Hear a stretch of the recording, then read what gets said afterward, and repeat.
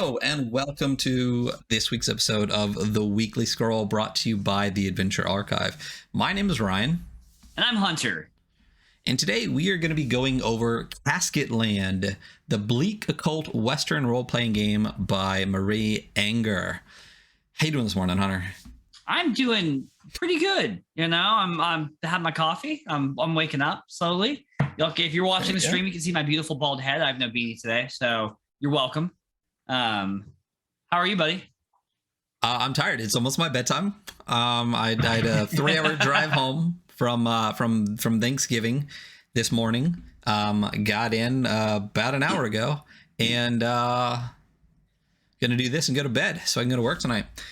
So I think this week we are just gonna get right into it, because I think 9 episodes in, I have nothing to talk about on Kickstarter. I could, but there's nothing I backed. There's nothing I really feel like backing right now. What about you? Yeah, no, a couple of mine paid out, or not paid out, but a couple of mine were successful. Like abilities considered a natural, and then merger, which we talked both of which we talked about. But yeah, I didn't back anything. No, I didn't back anything new. You know, I did actually end up backing short, like little thing. A little aside, the Troika solo game book, the Down in Yongardi. I think didn't we talk about that last time? It's the you talked about it last time, but I hadn't backed it. I didn't know about it, so yeah, I backed that.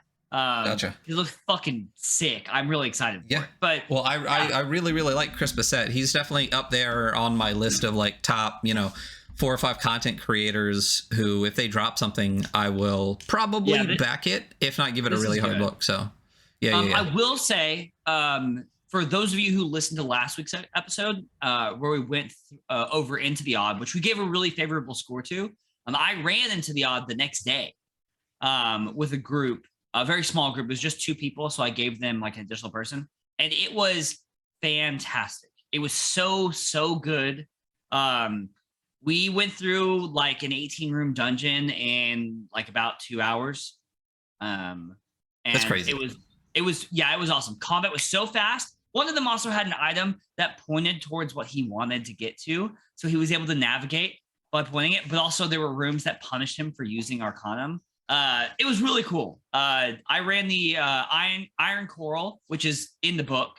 Very cool. We're running it. I think actually we're supposed to cancel tomorrow, but we're supposed to run the 2nd level of the dungeon. But yeah, still give it a very high rating. So. That's awesome. Yeah. I know you messaged me and said that you're like, this is the game that I would like to play going forward. And can you imagine how long an 18-room dungeon would take you in 5th edition? Oh my God. I mean, even in Merkborg, like. Yeah. You know, like, yeah, it would take you a really long time. So it also depends on what you want and how you want to play the game too. If it's an exploration game versus if you want a,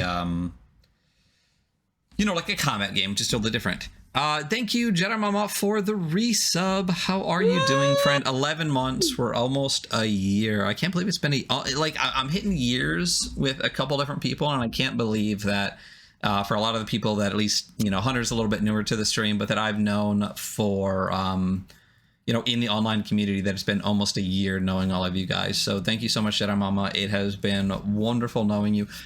True story here. Jedi Mama was the very first person who ever raided the Adventure Archive. Really? Yeah. So switching my background. There we go. Yeah. Wonderful human being. Definitely go check out the Mother of Jedi. I call her Jedi Mama because that was her original name, and I can't deal with change. So even though she is the Mother of Jedi, I will forever call her Jedi Mama. Oh yeah. So we'll drop that. Oh no, and I can't even spell it right. There we go. What were we saying? Oh yeah, Into the Odd. It also depends on what kind of game you want to run. If you want to run, like I said, when we were reviewing it, it felt like more of a exploration game than a combat game anyway. Yeah. So I'm gonna run it a little bit differently, I think, moving forward. So it'll probably take a little bit longer to get through an 18-room dungeon, but like not much. Still not much, Right. Yeah. I maintain that I love that. Yeah, absolutely.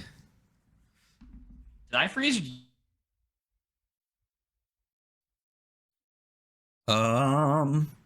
I feel like you froze because I'm not dropping frames or anything.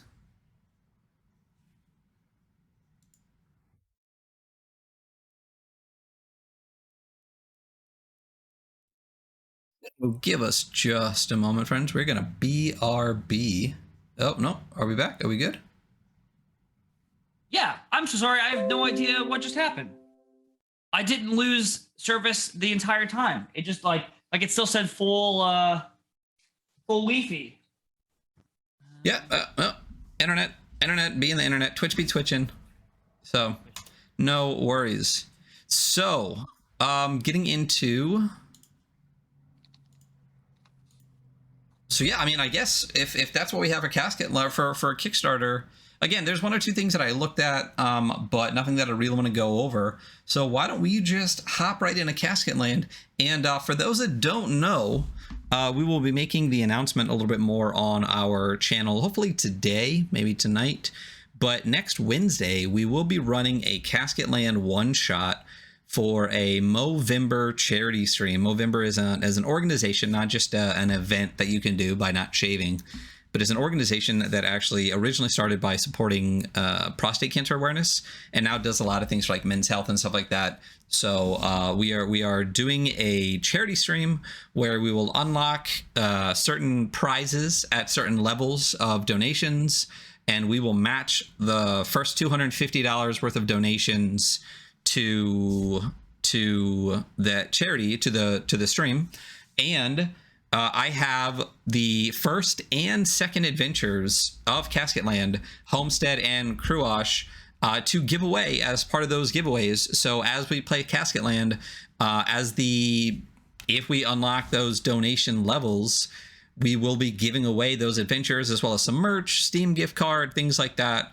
So we'll see. It'll be the first charity stream we're doing as on the Adventure Archive, which we probably should have done already. But you know, things come up, and we'll see what happens. So next Wednesday, instead of the Dark Kingdoms, here on the Adventure Archive at 7 p.m. Pacific time, we will be playing Casket Lands as our first charity stream. So why don't we hop into Casket Land and see how it goes.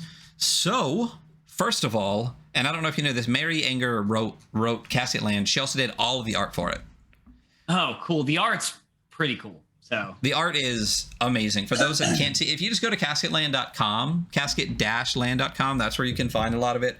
It's relatively inexpensive. I backed both the original and like Homestead and Cruash on Kickstarter. So Right. I have, you know, I have the books, I have like a GM screen, I have a deck of item cards, I have a patch, cool. I have a cloth map that she made. Yeah, it's pretty badass. It's really good. And well, right now on casketland.com, it's free to get the PDF of the items, monsters, rules, and survivors. Dope. Yeah. So that's $0. It's $0. So all you need is the adventures, Homestead and Cruash, which are good. It's interesting. What's also good too is she constantly updates this. So to be completely honest, and we'll go through this a little bit more. This I believe is called rule set 1.5. Well, it's funny because in the second, like the first page after the title page, it says Casket Land version 2.1, a game in alpha. So yeah. So 2.1, mine is saved as 1.5, but yeah, the my original file says that as well. Yeah, the original one when it came out though, gotta be honest, it definitely needed a lot of editing. Like 1.0, you could tell that there was a little bit of copy pasting, like the wizard situations where some of the wording was originally powered by the apocalypse, because that's what this game is powered by the apocalypse, and not a variation of powered by the apocalypse, like an actual, like, not from a company, but it is powered by the apocalypse, not just a partial success system. So it uses moves and tags and all that kind of stuff, which we'll get into. But originally it needed a little bit more editing, and I'm really happy that it's gotten that as he's gone forward.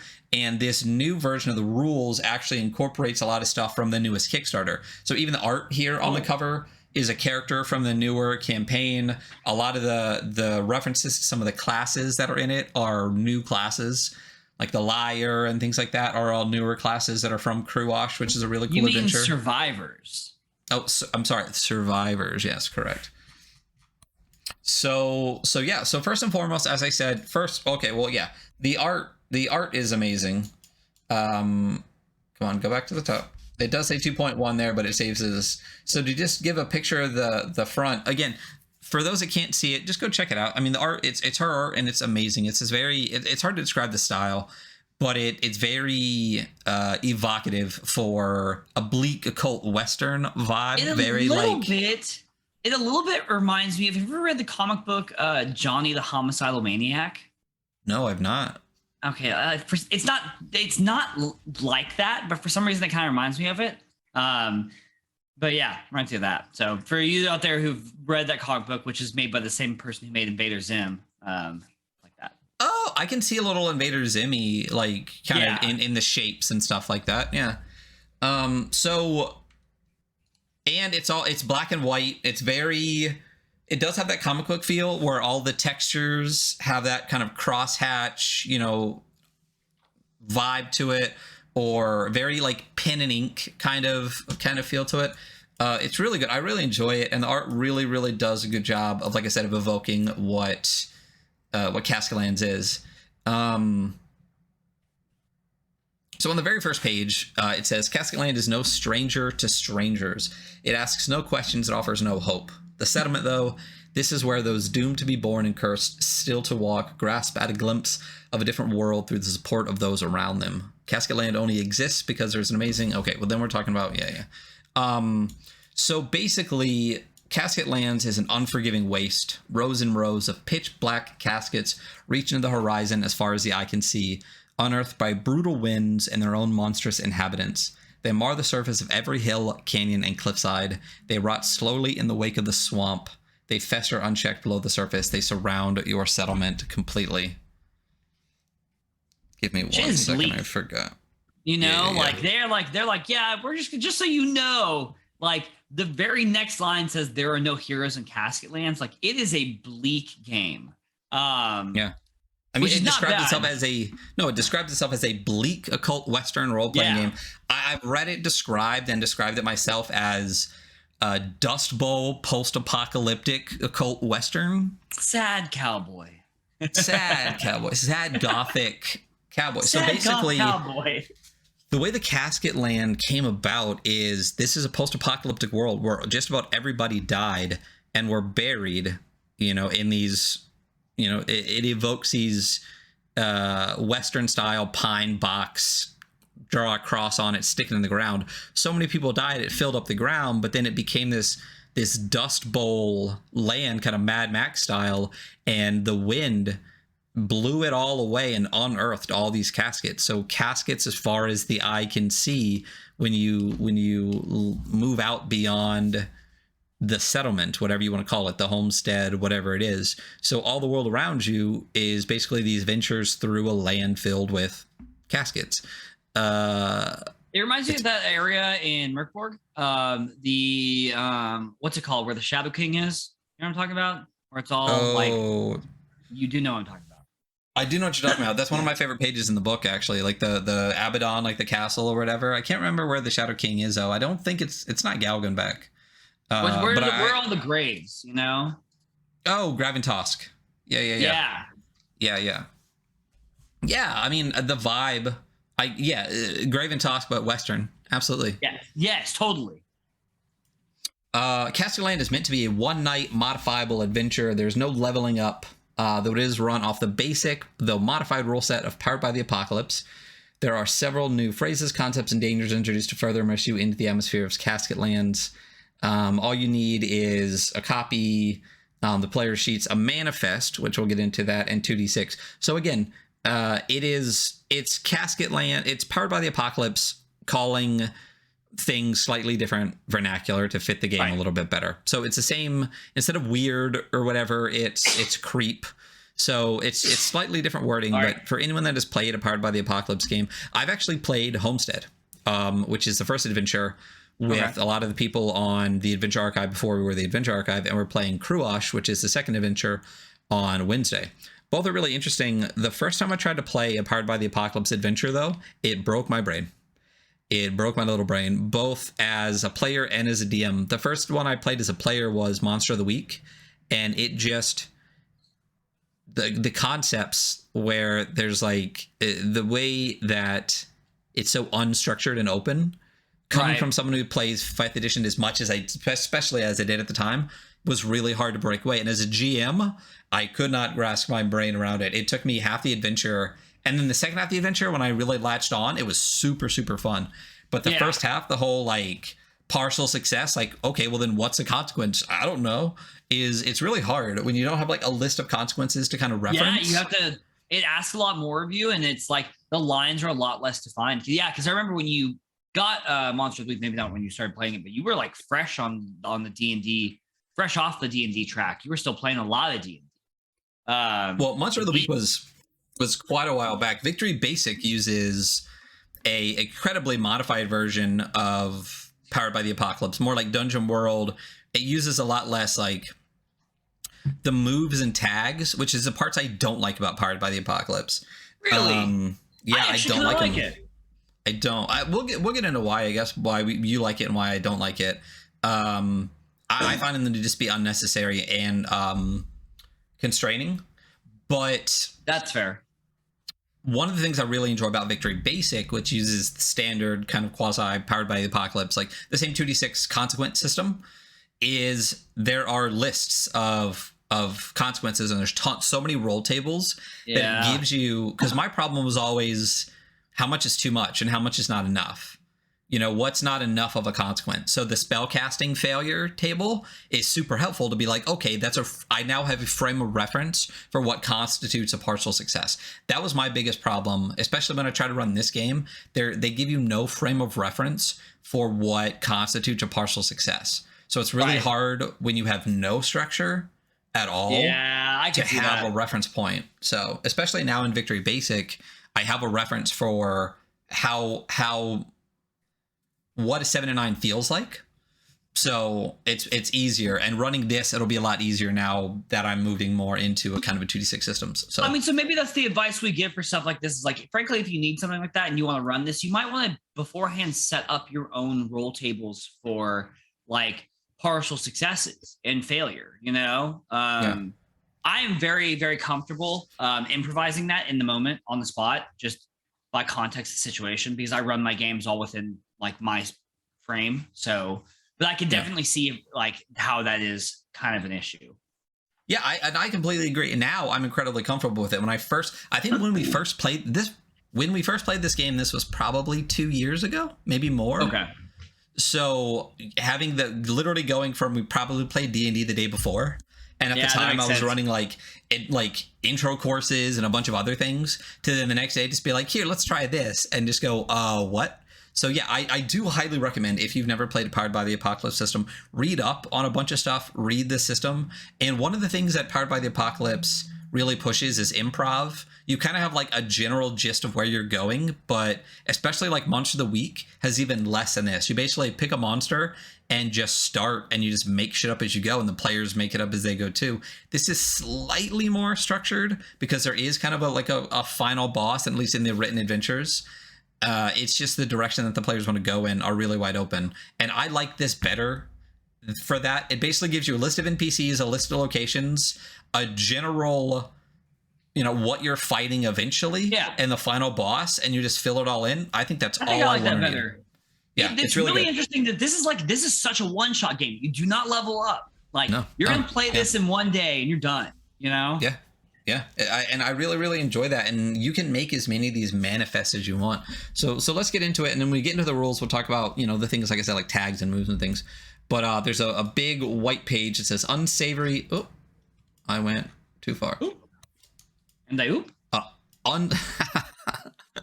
Unsavory survivors inhabit Castket Land. Every player will choose a class to represent them, each with its own skills and weaknesses.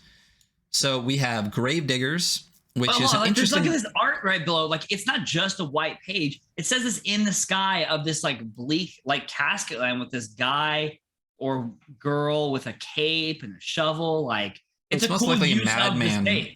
You know? Yeah, no, it's a great use of the space. The art in this, I mean, she kills it. If I could do art, if I would make a book and it would be so much better. I mean, I did go to school for art, but don't go to school for art if you like art, because it will kill your desire to do art. I was an art major, yeah. So the classes, going over those really quickly, and then just what's cool is they give you this kind of preview of the classes, and then they give you the class actual character sheets later. So one of the things, so there's Gravediggers, which is interesting, but there's two. It says wherever you go together. Only the two of you understand. Gravediggers are essential. They will always need someone to bury the bodies. So Gravediggers, when you play it, and we'll look at the character sheet later for it, it's actually two characters that you play together. I'm not a huge fan of that. But it's one person playing both. So if you want to play Gravediggers when you're low on characters and someone has another one, so you basically get another person in combat, I really like that. But the way I had people play Gravediggers is if people wanted to play Gravediggers, because they give you actually two different sets of stats, one for each Gravedigger, I have two people each play a Gravedigger, and they would be siblings or whatever, or like the pair together. I don't like that they're two different statted characters, because there's some other Powered by the Apocalypse systems that have like characters are essentially represented as groups, but they don't give them like separate stats. They handle it a little bit differently. I don't really like that it's two people. But we'll get into that. I don't mind it, but I would use this as kind of the whole concept of like how Into the Odd has an apprentice or an NPC you can tag along with you. That's how I would use this. Or like I said, if I had 4 players and 2 people wanted to be Gravediggers, I would let 2 people be a Gravedigger as part of this pair, you know? There are also sheriffs, which, there's no truer shot than a sheriff, no stronger arm. There may be no justice here, but there is you. You are a self-appointed law of the land. Yeah. So, I mean, you're about as lawful as, I don't know, probably our current law enforcement. So, barbers. Shaves, haircuts, and amputations, and tooth extractions. The barber's interesting because it feels more like again, this is a cult western. So that whole concept of like bleeding people and, whatever, like the airs, like you have to get rid of all like the smell and stuff. It's not real medicine. So, but the barbers are basically the clerics. They can actually heal people, and bite down, power through, and remember the barber's code. Don't miss twice. I really like that. But barbers only heal through the harm they cause, which is a great concept. Preachers, of course, in an occult western theme, you have to have preachers. Preachers call upon a god for good or for ill. Jason played a preacher. Okay. And I believe he's bringing that character back for Casket Land, so it'll be fun to watch that. Very different than a lot of the characters that he plays. Is Jason the one who runs Merkborg? Yeah. That guy has the most amazing voice. I would love to hear him play. I know. Snake oil peddlers. The flash of your toothy grin is all it takes to convince those around you to fall for your lies and treachery. Snake oil peddlers see through deceptions, for they are deceivers. Drifters. No, Casket Land is better than anyone, for it is their only true home. Undertakers are really cool. Undertakers keep the dark doings of death at bay or use them to their own benefit. Undertakers are also, I think they are kind of cleric-y. Okay. But they use medicines and stuff. We'll get into that a little bit different. Barbacks quench the thirst of those around them. Water is an important part of the game. We'll talk about that. Gamblers live for nothing but chance. They know each action they take could prove fatal, yet they choose to act anyway. Gamblers have a very interesting part of the character sheet, which is fun. Miners can never forget how they were left to die or the darkness that swallowed them. Like elephants. Right? Fools. Yeah, they know that sometimes selfishness is your greatest strength in a place like this. Ferrymen, so there's a batch of new classes. Ferrymen is part of those. Ferrymen traverse the currents of life and death. They provide a vital service to all. A couple of these are in the newer adventure, so like cultists and dredgers and things like that. They're interesting classes, but I didn't allow them on Wednesday because there are bad guys that are also cultists and dredgers. So I don't want people to be a cultist and then battling cultists and like it was too complicated. So cultists. Yeah, different ones. Cultists live what remains of their half-life in service to Tig and Kruosh. So these cultists in-game are very specific for the new adventure, but you could easily make them not those things. You could reskin them away from the Swamp, Tig, and Kruosh, who are characters in the new adventure or in locations. Dredgers hold history in their hands and see ruin in the future. Dredgers, so basically in Kruosh, there is a swamp that is slowly moving across the Casket Lands.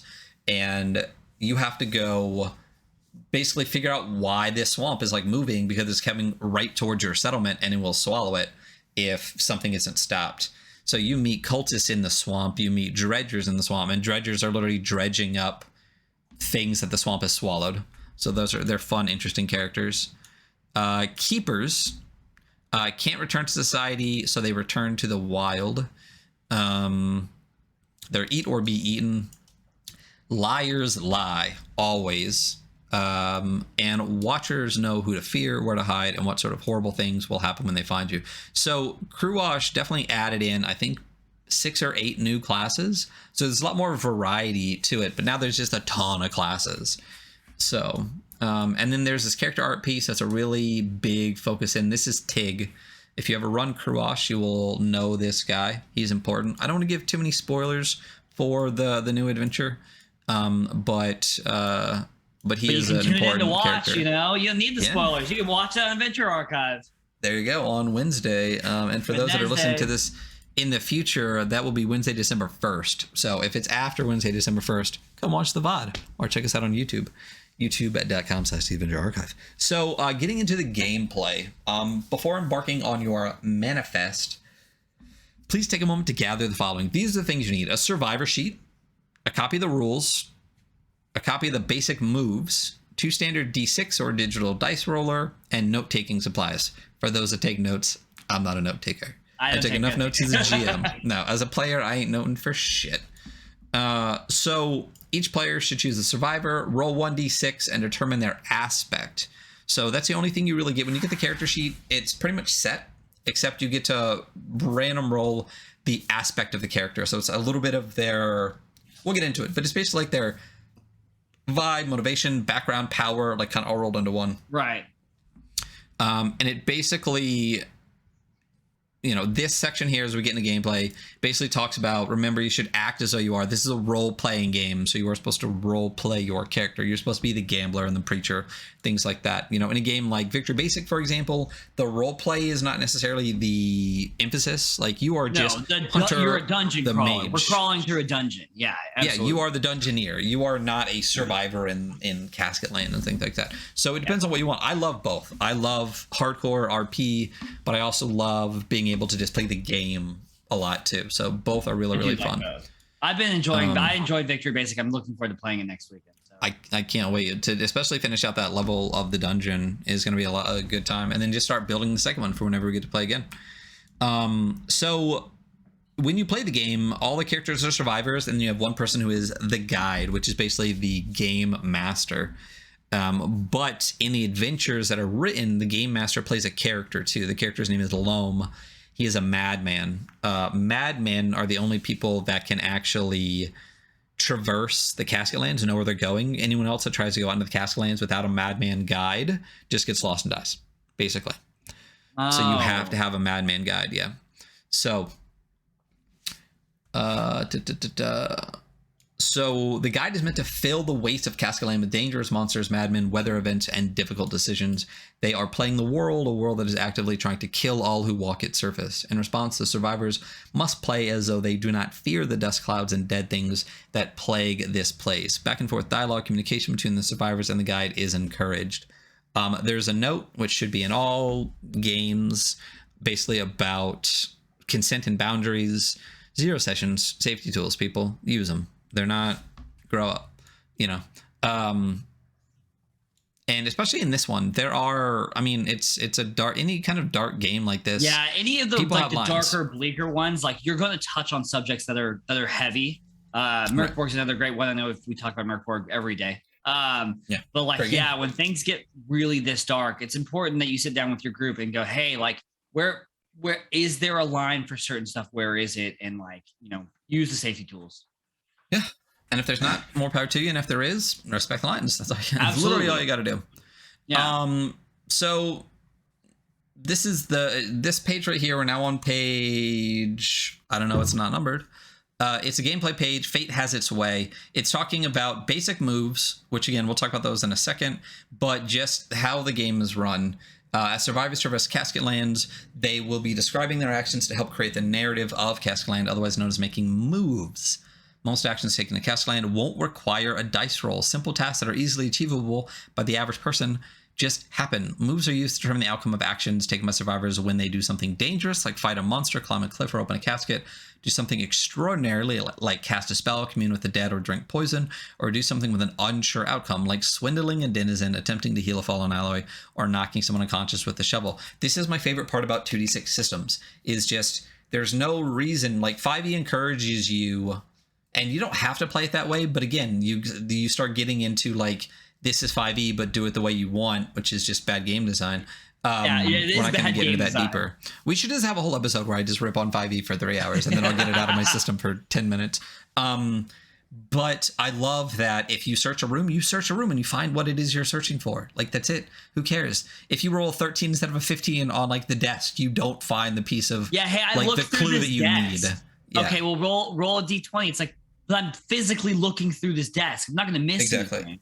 Exactly. If you read a lot of stuff that Cersa writes for 5th edition, for example, Tomb of Mercy, there are in it, it specifically says if they just do a perception roll, then they find this thing, right? Like a DC 15, whatever. But if they specifically look at this part, you don't have to make them roll. So like, I think there's a part where I know there's a part where they're statues, but the eyes are actually triggers. Like, you can poke the eyes and they're like a button and the things happen.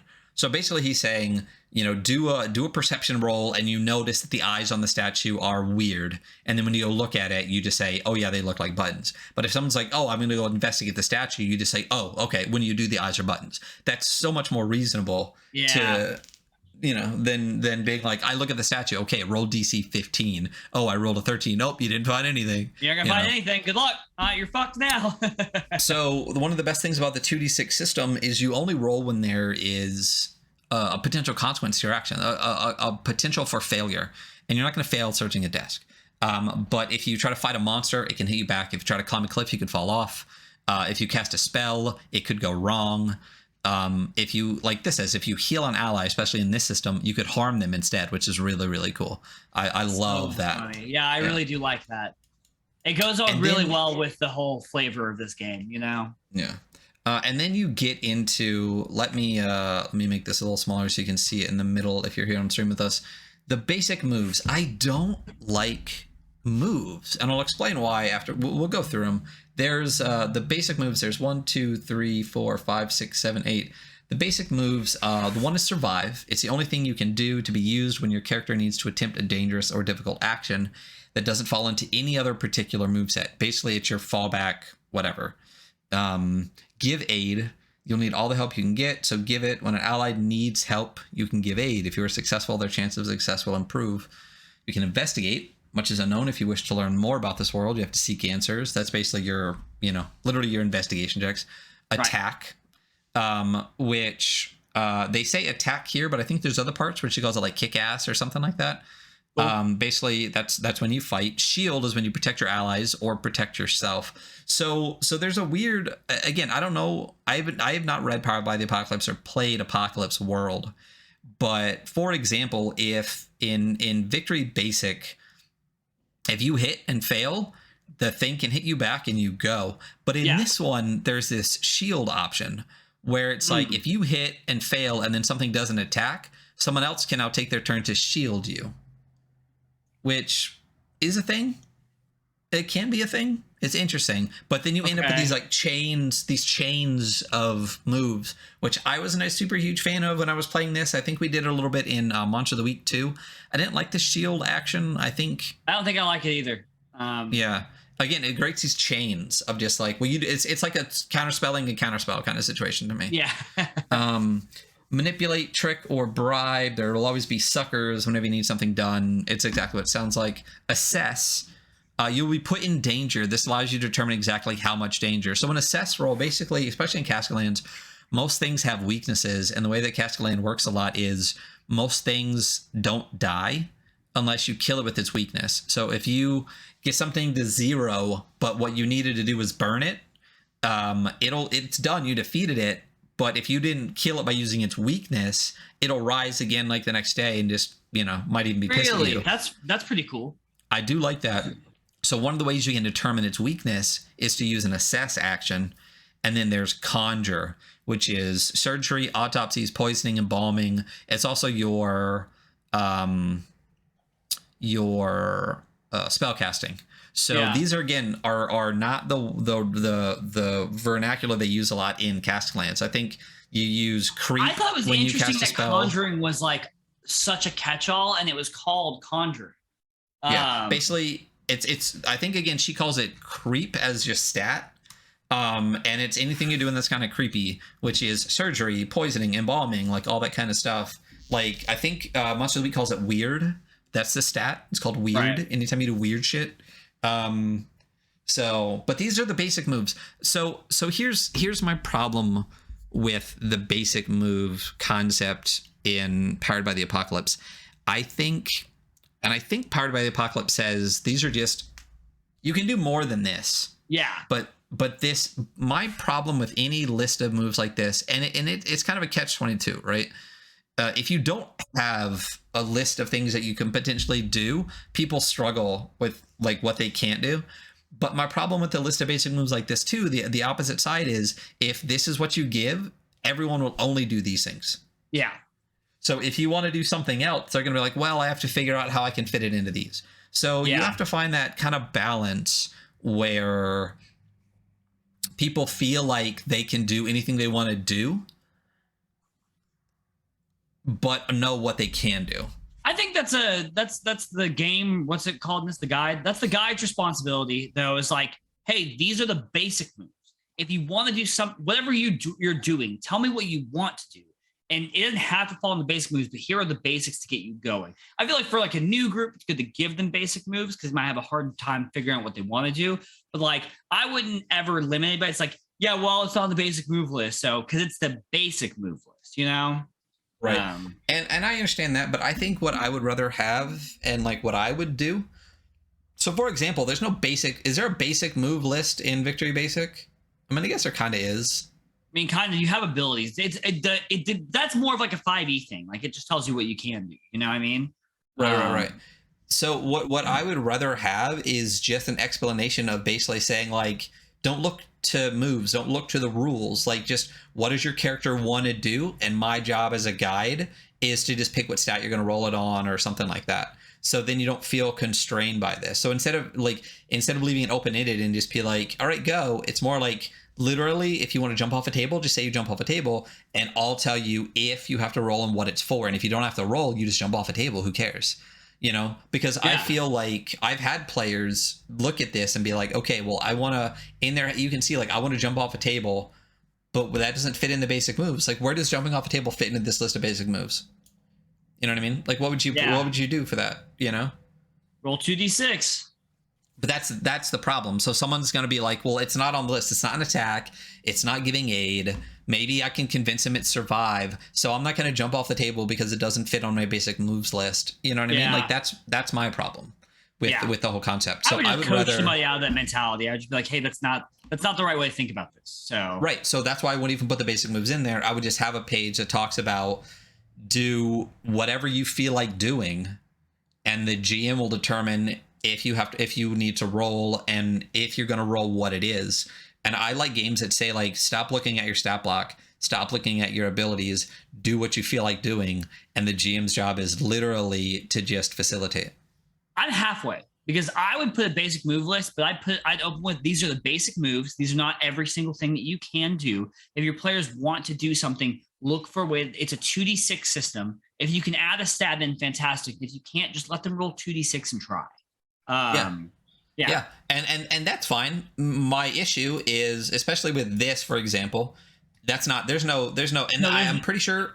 Yeah. There's nothing that says that here. You know what I mean? Yeah, there's nothing that says that.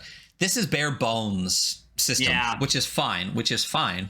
I don't think it's extraordinarily beginner friendly because it doesn't have a little bit more. And I like my rules light, but I like just slightly more explanations, especially for newer people. So getting into aspects and abilities and modifiers to the things, I really like these parts of it. And again, I love the basic idea of Powered by the Apocalypse. I really enjoy for these reasons. It's just some of the stuff, like I don't like moves and I don't like tags. Tags are annoying as fuck to me, and we'll get into tags. Aspects. Each survivor has a single aspect that is chosen by a random dice roll. We don't need to get into that right now. We'll get into that with the character sheets. Abilities and modifiers. So those are the moves, and these are the abilities to go with. So trick is a stat that controls manipulate, trick, and bribe. Backbone is what you roll for survive and aid. Smooth is what you roll for investigate and assess. Brawn determines your strength, and it's what you roll for attack and shield. And creep determines your ability to do the job. Society is determined too dark, sinister, or ghoulish. And it's your modifier for conjure. So those are your skill sets, your abilities and modifiers for all of those attacks. And again, when you look at this is my other problem, is this reinforces that those are the moves that you can do. It does kind of reinforce that. It doesn't have language like, backbone's what you use for any of these type of situations. You know what I mean? Yeah, right. Yeah. Which includes survive and aid. Which includes, Yeah. And then there's survivor's abilities. So again, there's no leveling in this because it's a one-shot system. You just get the score range goes from -1 to +3. -1 is lousy, 0 is average, +1 is adept, +2 is skilled, +3 is an expert. Which is, again, I think Merc Borg uses the same -1 to +3 kind of system. I think they can go beyond with leveling if you survive that long. A lot of rules light systems go with this, and I enjoyed this a lot. Yeah. And then this talks about your rolling on the next page. Again, I don't think any of the pages are numbered. But it's the whole concept. Again, if you've ever done a 2d6 partial success system, 10+ is a success. You do exactly what you intended to do. 7 and 9 is a partial success. You do it, but something goes awry. For example, give them a choice. They get what they want, but in exchange, they must pay a cost. I don't like the give them a choice thing. It's situationally, it depends, I think. Yeah. The attack is successful, but the enemy hits back. They scale the cliff, but they lose a vitality. They bandage their wound, but also cause an infection. Infection is fun in this game. I really enjoy it. So, and then 6 or less, you fail. You done fucked up. Yeah, you did bad. You try to hit and you miss, and then the enemy hits back and it severs your limbs, and you fall from a cliff, and you die, and you can't stop the bleeding, and you open the wound further, and you did bad, son. Another piece of beautiful art at the bottom here. Brutal. Yeah. The layout, I think the way that the art is used, especially when, again, because she is the artist, she does a really good job of filling this with a lot of good art. And if you actually look at the Homestead and Kurash books, she was the same way. It's what I want from art is to see rules, and then to see a piece of art that make those rules evocative to me and keeps me in Castket Land. There's just not a lot of wasted space on these pages. Like, it's not cluttered at all. It's just anywhere where there's open space, there's art. Which that's is awesome. exactly what you want. Yeah. So there's a gameplay example which I do enjoy. I wish there was a little bit more of a. I really liked the way, I think it was Necronautilus that we read, where there was basically a gameplay example of every kind of role. Oh yeah, they give multiple scenarios. They're like, here's what looks like a pass, here's what looks like fail this or whatever. Yeah, that was really cool. So why don't we read through this? I'll be guide, and you just be everyone that's not the guide, and just say who you are. Okay. So as the guide, so again, in the adventures, the guide plays Loam, who is a madman, because you have to have a madman to explore the Casket Lands. Right. So it's an interesting character. So the guide actually gets to play a character too and be in combat and everything, which is interesting. That's fun. While also, it's fun.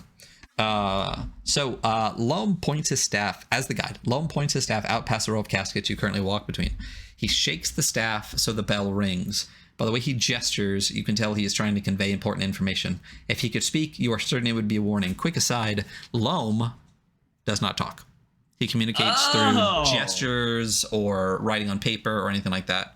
So if I was playing this in person, I would love to get just an old slate with like a shitty old piece of chalk and just like scribble stuff and just like rub it off with my arm, like exactly like how I feel Loam would. But anyway, so if you could speak, you were certain it would be a warning. Gravediggers. Can we make out any potential threat? That's up to you. Roll smooth. Gravediggers. Damn, we have a 0 modifier for smooth and only rolled a 7. Is this your Western gravedigger voice? No, this is my creepy gravedigger voice. You know, you're a gravedigger. Right. You sound like terrible. Right. You know. All right. Okay. No, cool. Listen, I like it. I'm being a man. So you catch a glimpse of movement, but the light reflecting off whatever is moving blinds. Okay. You rolled a 7. Yeah. So you catch a glimpse of movement, but the light reflecting off whatever it is that is moving blinds your second gravedigger. Ferryman. I rolled a 10+ on my smooth roll. Do I see what it is? You do. It is a madman. Fool. I use my telltale. I want to know who this madman is and what they want. Loam, do you know who it is? I'm going to do voices today. I'm feeling fun. Yeah, you should do some Western ones since it's a Western game. You're literally in Texas. You're from Texas. That. You guys want Western voices? You can come to fucking Texas.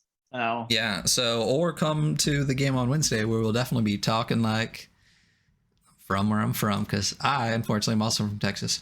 The guide. Loam scribbles something in his book. He holds it up so you can all see. It reads, "I do," where you're in Salt's territory, and that is most likely her. The fool. What does she want? Loam shakes his head. You didn't ask for this info when you used your Tall Tale. Tall Tale is one of the fool's abilities. Okay, I'm going to switch the Gravedigger voice because Ryan's complaining that I'm not Western. So, Gravedigger. Shit. See, that feels better. Loam grips the staff defensively and slides his book back into the folds of his poncho. He plants his feet. He looks ready to defend. Gravediggers. We use our psychic bond to shout out at Salt. You sure you want to do that? Gravediggers. Yeah, we roll brawn to go and attack her. You sure you want to do that? Gravediggers again. Yes. All right, go ahead. Gravediggers. We run between the caskets towards Salt. Shovels raised and ready to swing. We rolled a 9 and a 7 to use our attack. Put them down. We have a +3 and a +2 for our brawn. Our shovels each do +3 harm since we used them to put them down. We each get to attack twice. We deal 9 damage. Damn. Still you? Sorry, my dog is playing with the cats to make sure I'm not. Ferryman. What was my voice for Ferryman? I don't care. Fuck, I don't remember. Oh wow, is Salt okay? Is she important?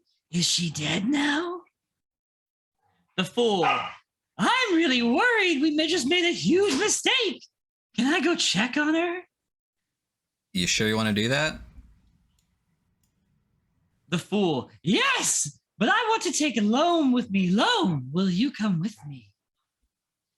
Loam nods slowly and begins to walk towards where the crumpled body of Salt lays in a pool of blood by the feet of the gravediggers. She wears a mask made out of giant salt crystals, a worn tunic, and threadbare pants. You can't see her face. You can't tell if she is breathing or not. A mask made of giant salt crystals. That's pretty cool. Yeah. The fool. Salt? Hello? Are you okay? Loam pokes her with the butt of his staff and she stirs. You can see now her mask is cracked. She reaches out and grabs your leg. The fool. Ah! What should I do? Run. So that is a little bit of combat, a little bit of, rolling for things and y'all are so welcome for those voices. I know they were fantastic. Yeah. So no, listen, I'm definitely gonna turn those into a clip and put it on the Instagram. Eventually, one day, when I get all the rest of the podcast up. I only have like 6 to catch up on. So that is, that's the way the consequences and things like that happen. It wasn't super clear in a lot of those, but so the reason that the Gravedigger's second one got blinded and couldn't actually roll is because the first one rolled a partial success. So the consequence for it. Yeah, they should have put on here, I rolled a 7 and then in parentheses partial success or something like that. Again, yeah. I really enjoy this, and this is much better than it was before. I think it could use a little bit more explanation, but it's much better than it was originally when it first came out. When it first came out, I was like, I really enjoy this, but you could tell that this was written by an artist, not by a writer, and it's much better now. That's all I can say about that. It's better, but you can tell, all I gotta say about that an editor came in and helped a little bit, but I think it could use a little bit more explanation, especially if this is just going to be a PDF. If you're not printing this, the number of pages don't matter. So, and especially if it's free to download, you could have, they could put in 4 or 5 more pages that help explain this just a little bit more, and it would be better. But that all comes into rule set and crunch and how we review this at the end. So we'll see how it goes. So consequences. Most of the time, a move will have explicit instructions for what happens when an outcome is rolled. Other times, the survivor must do something unexpected, and the consequences must be decided by those at the table. As a general rule, it should be understood that the consequences of any move should be appropriate for the move taken. There's a whole nother section here about what happens. Basically, they give aid, and there's partial success and things like that. And they escape from salts. It just talks about, it is what it is. You can read it if you want. Again, go check out the rules. It talks about holds and bonuses. This is part of Powered by the Apocalypse. I know that Monster of the Week uses it. I don't like it, and I'm not going to use this. But occasionally, a survivor will perform a move that gives them a hold or bonus as a result. Nowhere in the adventure does it say if they succeed, there's a hold. When you hold, you receive a number of points that can be spent on effects described by the move. So maybe this is a Powered by Apocalypse thing I've seen before, and I don't ever really love. So no, maybe it's in the character sheet things. Like maybe if they roll put them down, they get a hold. But basically a hold. Yes. And I don't really understand the difference between a hold. So a bonus is just that. It's a little something extra. A bonus is something you apply to the current roll, and a hold is something you can apply to a future roll. Right. Exactly. That's what the difference is. So right. And I don't understand the point of holds. It makes no sense to me. Just give them a bonus and say they have a bonus for the next time too. Like you which is just a hold. Time you do X. I don't love it. Which is fine. It's fine. It's fine. Again, that's a product of Powered by the Apocalypse. So when we rate this, it's going to be difficult. I mean, I get this just the rule set and crunch section because we're basically judging Powered by the Apocalypse. You're basically not necessarily. Yeah. Because this doesn't really deviate at all from it. A lot of other games are like, it's like this, but I added this. There are some other things that we will talk about, like infection and things like that, which are complete rules deviations, I think. So there are things to talk about, but the pain of survival. This is a hard place and a painful place, and will draw blood without mercy. So vitality and harm. Basically, damage you take is harm, and your vitality is your health. So yeah, super easy. In order to heal harm, a character must rest for 1 night or have another character give aid. If this is done, they gain run vitality. First aid is a free action, but you can only receive it once per injury or status condition. In some cases, there are even additional status effects caused by the harm. There's a big list of these that is nowhere in the rules. Nowhere in the rules. Oh, really? Very, very I few. read this. I didn't realize it was nowhere else. So yeah, so the only other place that has some of these effects are in the GM screen that you got from the Homestead Adventure. Which he will now grab. I just stood up. I also have the cloth map that came with the original adventure as well. Which again, this isn't gridded, and it's it's a lot of theater of the mind, so you don't really need a map. Yeah. But it's still cool. It's always nice to have a reference, even just something to play on. But this is the map. It looks really cool. It's beautiful. It's still her art, and it's a wonderful piece. So it's really cool. I'm really glad I backed the original one. With Cruash, you also got these NPC cards, which is really cool. Oh, those are awesome. Really nice. You got item cards as well when you backed it, right? Oh, yeah. They're right there. I have a whole deck of item cards. The black deck sitting on the top there. You guys can't read it, but it's there. This is the original Casket Land. This is Cruash, which backed to have, you see all those like shiny colors? Yeah. I like those. They're like I knew that they were little zines, but they're like really look good as zines, you know? They really do. I mean, again, the art is great. The layout is really, really well done. I kind of almost like, I like the vibe of Cruash better, but I think the layout and the story of Homestead is definitely better for a first adventure. But here is the little GM screen. It's a cool piece of art. It definitely has art from the I Homestead. really do. I like that. It's so small. It's art. Yeah, it's art from the Homestead adventure, and it's well laid out. It's got like the levels of success and stuff at the top on the. It's 1, 2, 3, 4 sheets. It's got the list of basic moves across the first 2. It's got the ability and modifiers on the third sheet, and the last page is what a lot of those, what we're looking at right now, which is a list of status effects, what they actually do, which is nowhere in the rule set, which is annoying, and a list of terrible things, which there is a list of terrible things in here. I think there's a list of terrible things in there. Basically, when something super bad happens, you roll 2d6. So, for example, say you rolled a 2 and a 1. Your ear, eye, nose, or mouth will be removed. Oh shit. Yeah. Or your soul you will be corrupted, or your internal organ goes numb. So, but as far as the list of effects, again, nowhere else in the rules is this on the GM screen, and it has a list of what exactly poisoned is, necrosis is, so madness, maiming, blinding. Screen, so I'm straight up just kind of out of luck. And there's no PDF for it. I can shoot you a picture of it. Suffocation, exsanguination, but even there's other things in here that aren't in here either. No breathing. Yeah. Don't think that too well. We'll get a copyright struck. Poisoning, character loses -1 vitality, and these are pretty brutal. I really like these. Poisoning, a character loses -1 vitality every time they take an action, and -1 vitality every game day. Every time you take an action, vitality. Necrosis, the character suffering necrosis loses the affected limit at the end of the day. On madness, the character becomes unreliable, more unreliable each day. The GM determines that eventually they become a madman, and you just lose the character.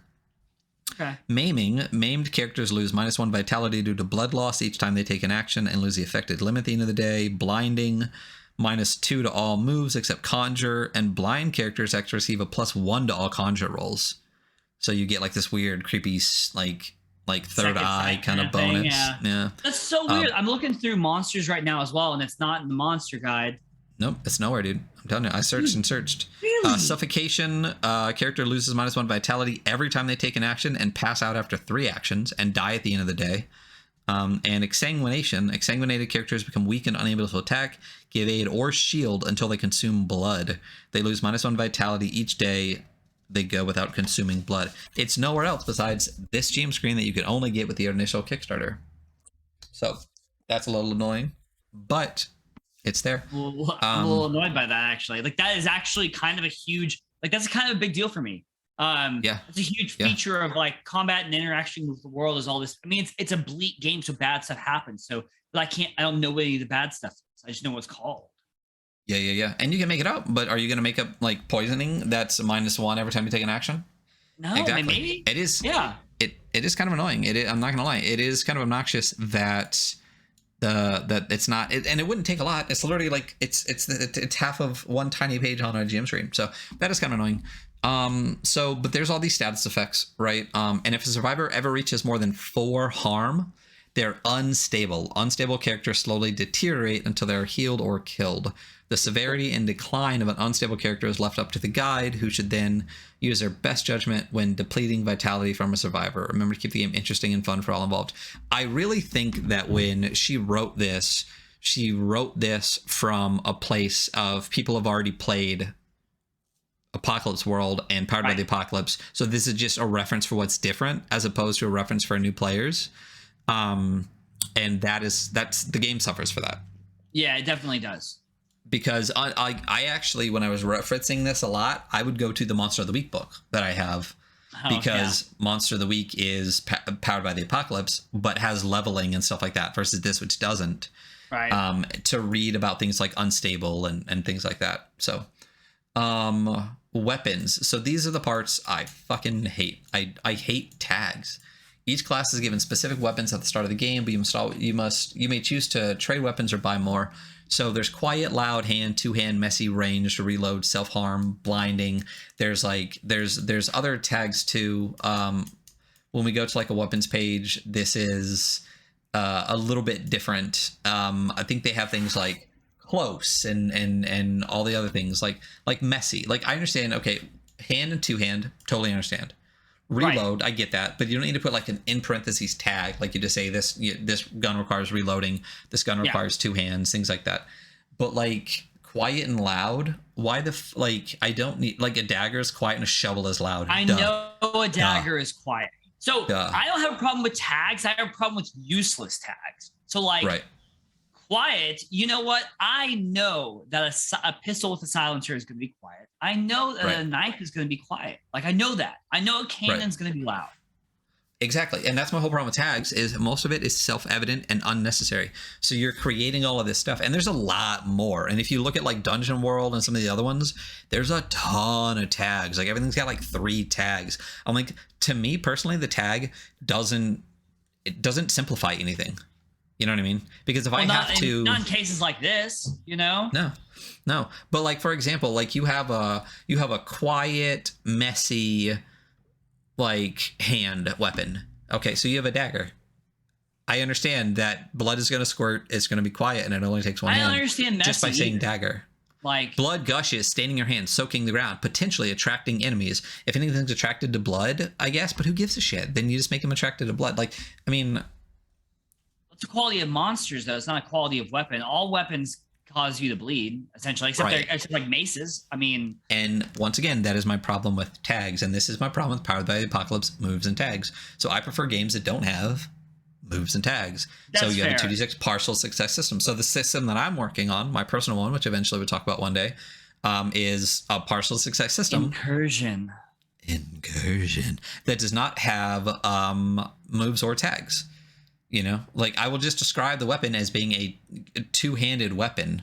I don't need to put a little parentheses two-hand tag for you to know that a maul requires you to use two hands, you know? So I don't like it. And again, this is not a knock on Casket Land. This is a knock on Powered by the Apocalypse, which is the system she chose to use. Powered by the Apocalypse. There's almost no delineation. Like, it's Powered by the Apocalypse. You know? With a little bit of different wording. So water is interesting. I think Monster of the Week uses luck. But water is a really, really clever way for her to use the same mechanic in this world. Water is the most important asset. At the start of your manifest, they bring the manifest up a bunch, but don't talk about it till later. Your manifest is basically your outline for the adventure, like your intro. Yeah. Basically, it's like it's a little bit of your outline and a little bit of what you say to the players to like get the thing going. You receive 1 full canteen of water. But you have to dig to find out how many servings of water that is. Survivors must take a drink at least 3 times a day, morning, noon, and night, in order to remain stable. Survivors may also choose to drink in order to decrease the amount of harm taken to 0 or change the outcome of a die roll to an automatic 12. So basically, you have to take 3 drinks of water a day or you become unstable. In addition, you can drink water to reduce an entire turn. Like if someone does 12 harm to you, take a drink of water, 0 harm, which is fine. That's good water, dude. It's really great good water. But that's fine. I don't need like insane gritty realism. Like it's a game mechanic, because water is incredibly important. You might only get like 6 drinks of water for your entire thing, and you know that's only gonna last you 2 days. Like with nothing else. So if you choose to do that, you know that by the end of the next day, you risk becoming unstable. I like that. It's a choice thing. Go listen to Source of Victory talk about choices. That's a good one. You can also change the outcome of die roll to an automatic 12. You really need to get done with this combat because people are going down. You got to get it done. Auto 12, auto crit, the whole 9 by using your water. I like it. It's a cool mechanic. I enjoy it. There are terrible things water chart though that you can look at for when you find water. So we'll look at that. Movement is just fucking you move. Who gives a shit? There's no grids. Just be reasonable. Like you're not going to run a mile on your turn. My favorite rule so far, frankly. Actually, I like the water rule after deep diving in. But yeah, the move. I really like the water rule. I really like movement. I hate program movement, man. I hate 30 feet, bro. You can no, you can't move any. It's like reasonably. No. Near, close, and far. I think in my game, how I quantified it eventually, because I needed to quantify range weapons, and range weapons are basically short range versus long range. Because bows are bows. I don't give a shit. It takes 2 hands to fire a bow. 1 hand to carry, 2 hand to fire. A dagger throw. So a movement is a reasonable amount of space you can move in a given amount of time in combat, which we all know. Like, anyone that's ever played a tabletop game, if someone starts moving a token, just about everybody is going to be like, that's far enough, at roughly the same time. Yeah. And it quantifies as short range weapons are basically one move. It's a dagger throw. It's as far as you can throw a kunai, accurately once. That's as far. That is a movement. It gets you from close to the border between near and far. That is the range. Oh yeah. That is it. So yeah, I like movement that's not quantified. I like not having grids. I love in Merkborg. Merkborg describes it as the distance across an average size room. Yeah. Perfect. Great. Fantastic. Great. Thank you. I know what that means. I have been walking my entire life. Yeah, because if you're I move 30 feet, but he's 35 away. Oh no, I can't do anything. Dumb. I had a really cool moment in D&D where I was going to jump off of the thing to another thing, and we did the math, and it was short by literally a foot, and the DM was like, no. And then afterwards, he was like, man, I'm really sorry that didn't work because it would have been so cool. I'm like, then why didn't you just let it work? Then why didn't you just let me? Listen. Yeah. Exactly. It's dumb. And again, that's the problem with a game system that tells you you can only do what we say you can do, not you can do anything that we say you can't, that we don't say you can't, Yeah. In 5th edition, that's the kind of GMs that it breeds. If you don't have any experience and you just read the books and you play games, you don't let people that are a foot short on something do something cool. You keep fighting when someone does a cool move and you get the monster down to 2 HP. You don't just end it there. You let someone use. Oh my god, that same DM did that to me, and then the next NPC to attack killed the monster. Which, come on. And it was like, dude. He's like, yeah, you did. The NPC did 3 damage and with his fire bolt, and it's dead now. I'm like, okay, well, I'll just fuck right off then, Yep, exactly. Just fuck right off, buddy. So anyway, yeah. So non-gridded combat is better, is what we're talking about. So enemies and weaknesses. Everything has a weakness. Most enemies can be killed by understanding and exploiting specific weaknesses. If you know an enemy's weakness, use that knowledge. If you don't, learn it through battle with an attack or discern it through investigation. If you defeat a monster without using its weakness to your advantage, it will surely rise up again and return to seek refuge. So maybe I was wrong with the stat that it used, the assess. Oh no, yeah, you can use assess. What did I say? To seek revenge. Yeah, so the assess tool or whatever, you can use a move to determine a creature's weakness, so you know how to kill it better, and so it won't come back after you. Because if you kill like a grave worm, for example, and don't kill it, it pretty much says it's going to come after you and find you and be pissed. So that's cool. That's pretty cool. I actually do really like that. So yeah, I like it. I like the whole concept that it's a bleak occult world. Just because you kill the Gila monster doesn't mean you really kill the Gila monster. You gotta burn it with fire. It's coming back. Rounds. It talks about rounds being optional. You can attack in a specific order. You can do initiative if you want. Everyone can just do whatever the fuck they want. Whoever's closest can attack. They pretty much just says just attack however you fucking want. Who cares? Which is, I'm totally cool with that. Yeah, I'm fine with it. Yeah. And it gives an example of a round. I appreciate the examples. And this just talks about using proximity. So basically, when shit hits the fan, whoever's closest just goes first. Which is the whole concept of whoever does the first action, now you're first in combat. Yeah. Which I really like with 5e. People don't get all butthurt where it's just okay, if that's the action you're doing, that is the action that initiates combat. You're at the top. You don't need a roll. Boom. Let's find out what happens after that. You know what I mean? Yeah. So, the guide, aptly named, for they are guiding force behind Castket Land, both out of and in game. They're the one who will twist the survivor's story into something new and dangerous.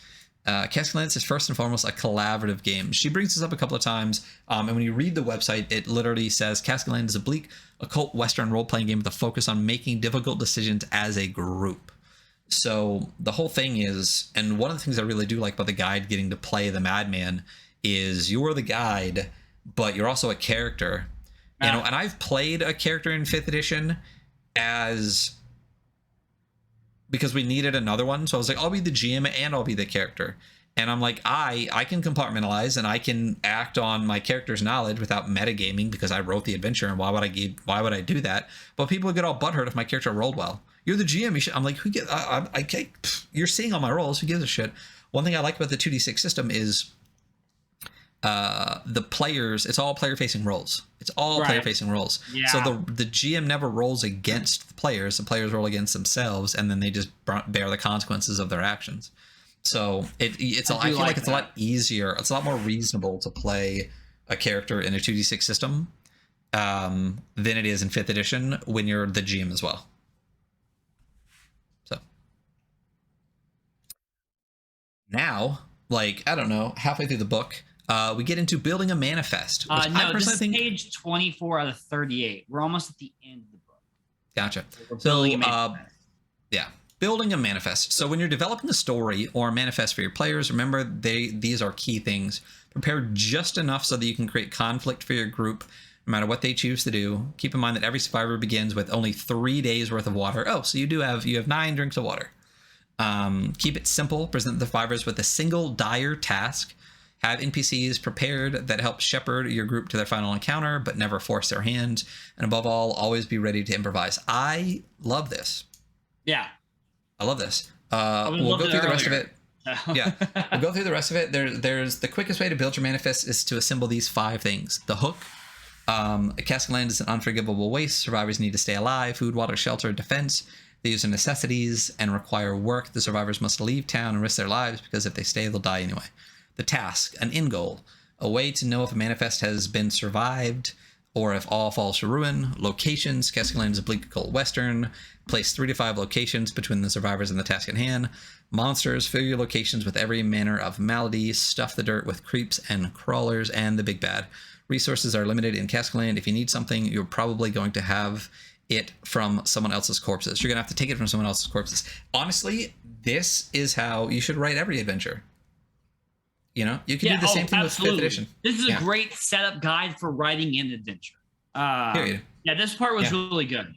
So if you're a Matt Mercer and you want to have like a 3-year campaign where your NPC meet on day 1 is someone that comes back 2.5 years later, you know, do that. But if you're doing a one-shot especially, this is the most simple possible, easy, best way you could possibly do that.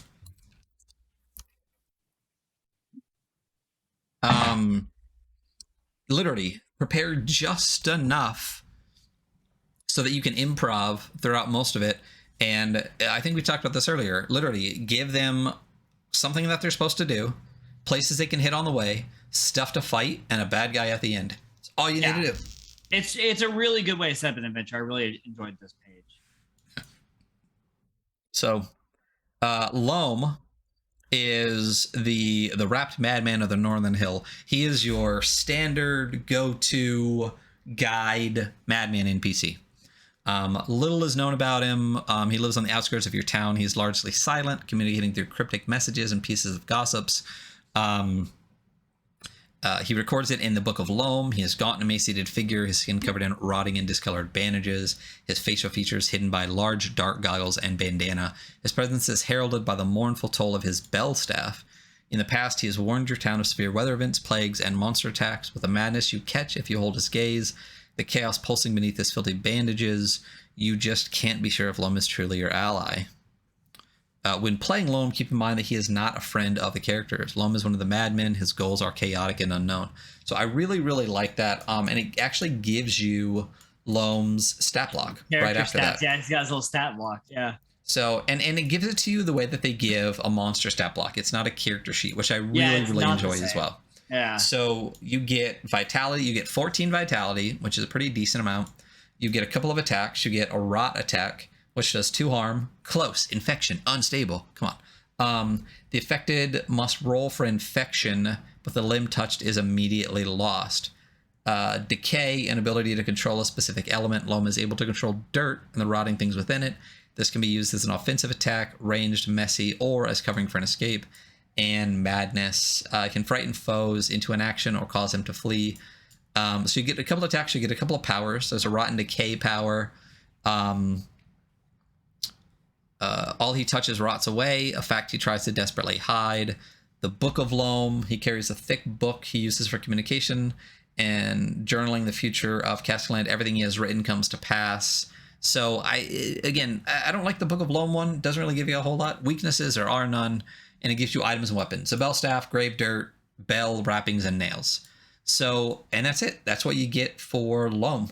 And that's all you need to play an NPC guide, because again, he's not a friend to the characters. I really enjoy that he's basically like, if he comes to warn you, it's probably out of self-preservation as much as anything, and he needs more than just himself in order to accomplish what he's looking to accomplish.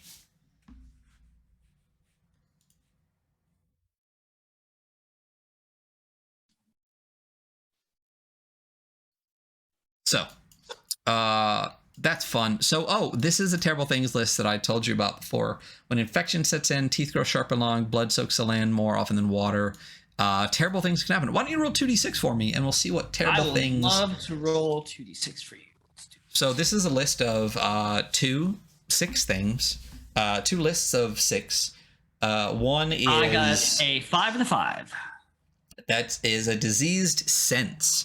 So the first one is what happens. The second one is when it happens too. So if you were going to have a diseased sense, I would actually have you roll probably another, let's say 1, 2, 3, a D4. No, D5. No, a D6. I got a 6. Okay, so that's touch. So that's what I would have that, because I would have your mind, your hearing, your vision, your smell, your taste, or your touch. So you begin to lose your sense of touch. And if I was going to have that happen, I would have things that require you to use your hands become more difficult, because accurately holding onto and swinging a weapon, would be terrible. So that's how I would roll for terrible things in here. And then there's also a water page on here too. So when you find water, I love roll tables. I wish there were more roll tables. Yeah, why don't you roll 1d6? So when survivors leave dry land, they find some water. And what kind of water do they find? I rolled a 5 again. That is red algae. So Delicious. when we go to the red algae section, what's interesting is there's probably more rules descriptions right here just about water than anything else. There's a lot for right here very suddenly. Yeah. But this is all Casket Land part. You know what I mean? Like, this is beyond the base quick start rules or whatever. So did I roll past the red algae? What page is it on? How did I miss that? Or red algae. Read it up. You should have learned by now, simple organisms are no less deadly traits. Suffocation. The red algae suffocates any creature unlucky enough to wander into it. Any survivor who has entered the water must roll a 1d6. The number rolled corresponds to the amount of vitality lost. Yeah. So one of the things I really enjoy about Casket Lands is how brutal it is when it's actually written for Casket Lands. Because we just went through basically what amounts to the base powered by the Apocalypse system. Water, infection, terrible things. This is Casket Lands. This is what Marie Enger wrote. And I love these parts. So quicksand, portable water, glowing algae, brackish water. Broom is an important thing in Crew Wash. So it talks about broom a bunch. Broom consumes the infected body by spreading out from the initial bloom determined by the number rolled. So basically, it dissolves you from the inside, mixing with your blood and guts until you are all consumed by what amounts to be this like brackishy water. I rolled for broom anyway, and I got 3, which is center of chest, which sounds like potentially the worst one. Oh, and it'll just spread out. Yeah. Infection is really cool too. I really enjoy the way they do infection. There's a lot of risk of infection, which, I mean, come on, it's the bleak occult West. Right. You know, you could stub your toe. They didn't really have tetanus shots back then. So if you are infectious, you are unstable. which again, they should have a little bit more reading on about what's unstable in here, but basically shit sucks for you. Infection is unpredictable. The way one creature suffers is not experienced universally. To determine how flesh and mind rots away, roll 3d6. The first will determine the number of infection rounds, the second the severity of the infection, and the third potential course of treatment. So why don't you roll me 3d6? 4, 1, and 5. Okay, so your severity, no, the number of rounds. The result equals the amount of d6s a survivor must roll to determine the number of actions they're able to take before. So roll 4d6 if you rolled a 4 on the first one. Jesus. Okay. Where my dice roll? It is. Am I giving you the whole number or each individual? No, the whole number. 12. So you rolled 12 on 46. Yeah. That sucks. You get 12 rounds. I rolled 2 1s. So you get 12 actions before you die, basically. Very good. Unless it's treated. Yeah. Very good. So roll a 1d6 for of your initial 3d6. What was the second one? A 1. Ooh. Wait, so this doesn't make sense. 1 to 2 is minor, 3 to 4 is moderate, and 1 to 2 is severe. I think that's supposed to be 5 to 6. I've noticed a bunch of typos in the last like 3 pages. Yeah.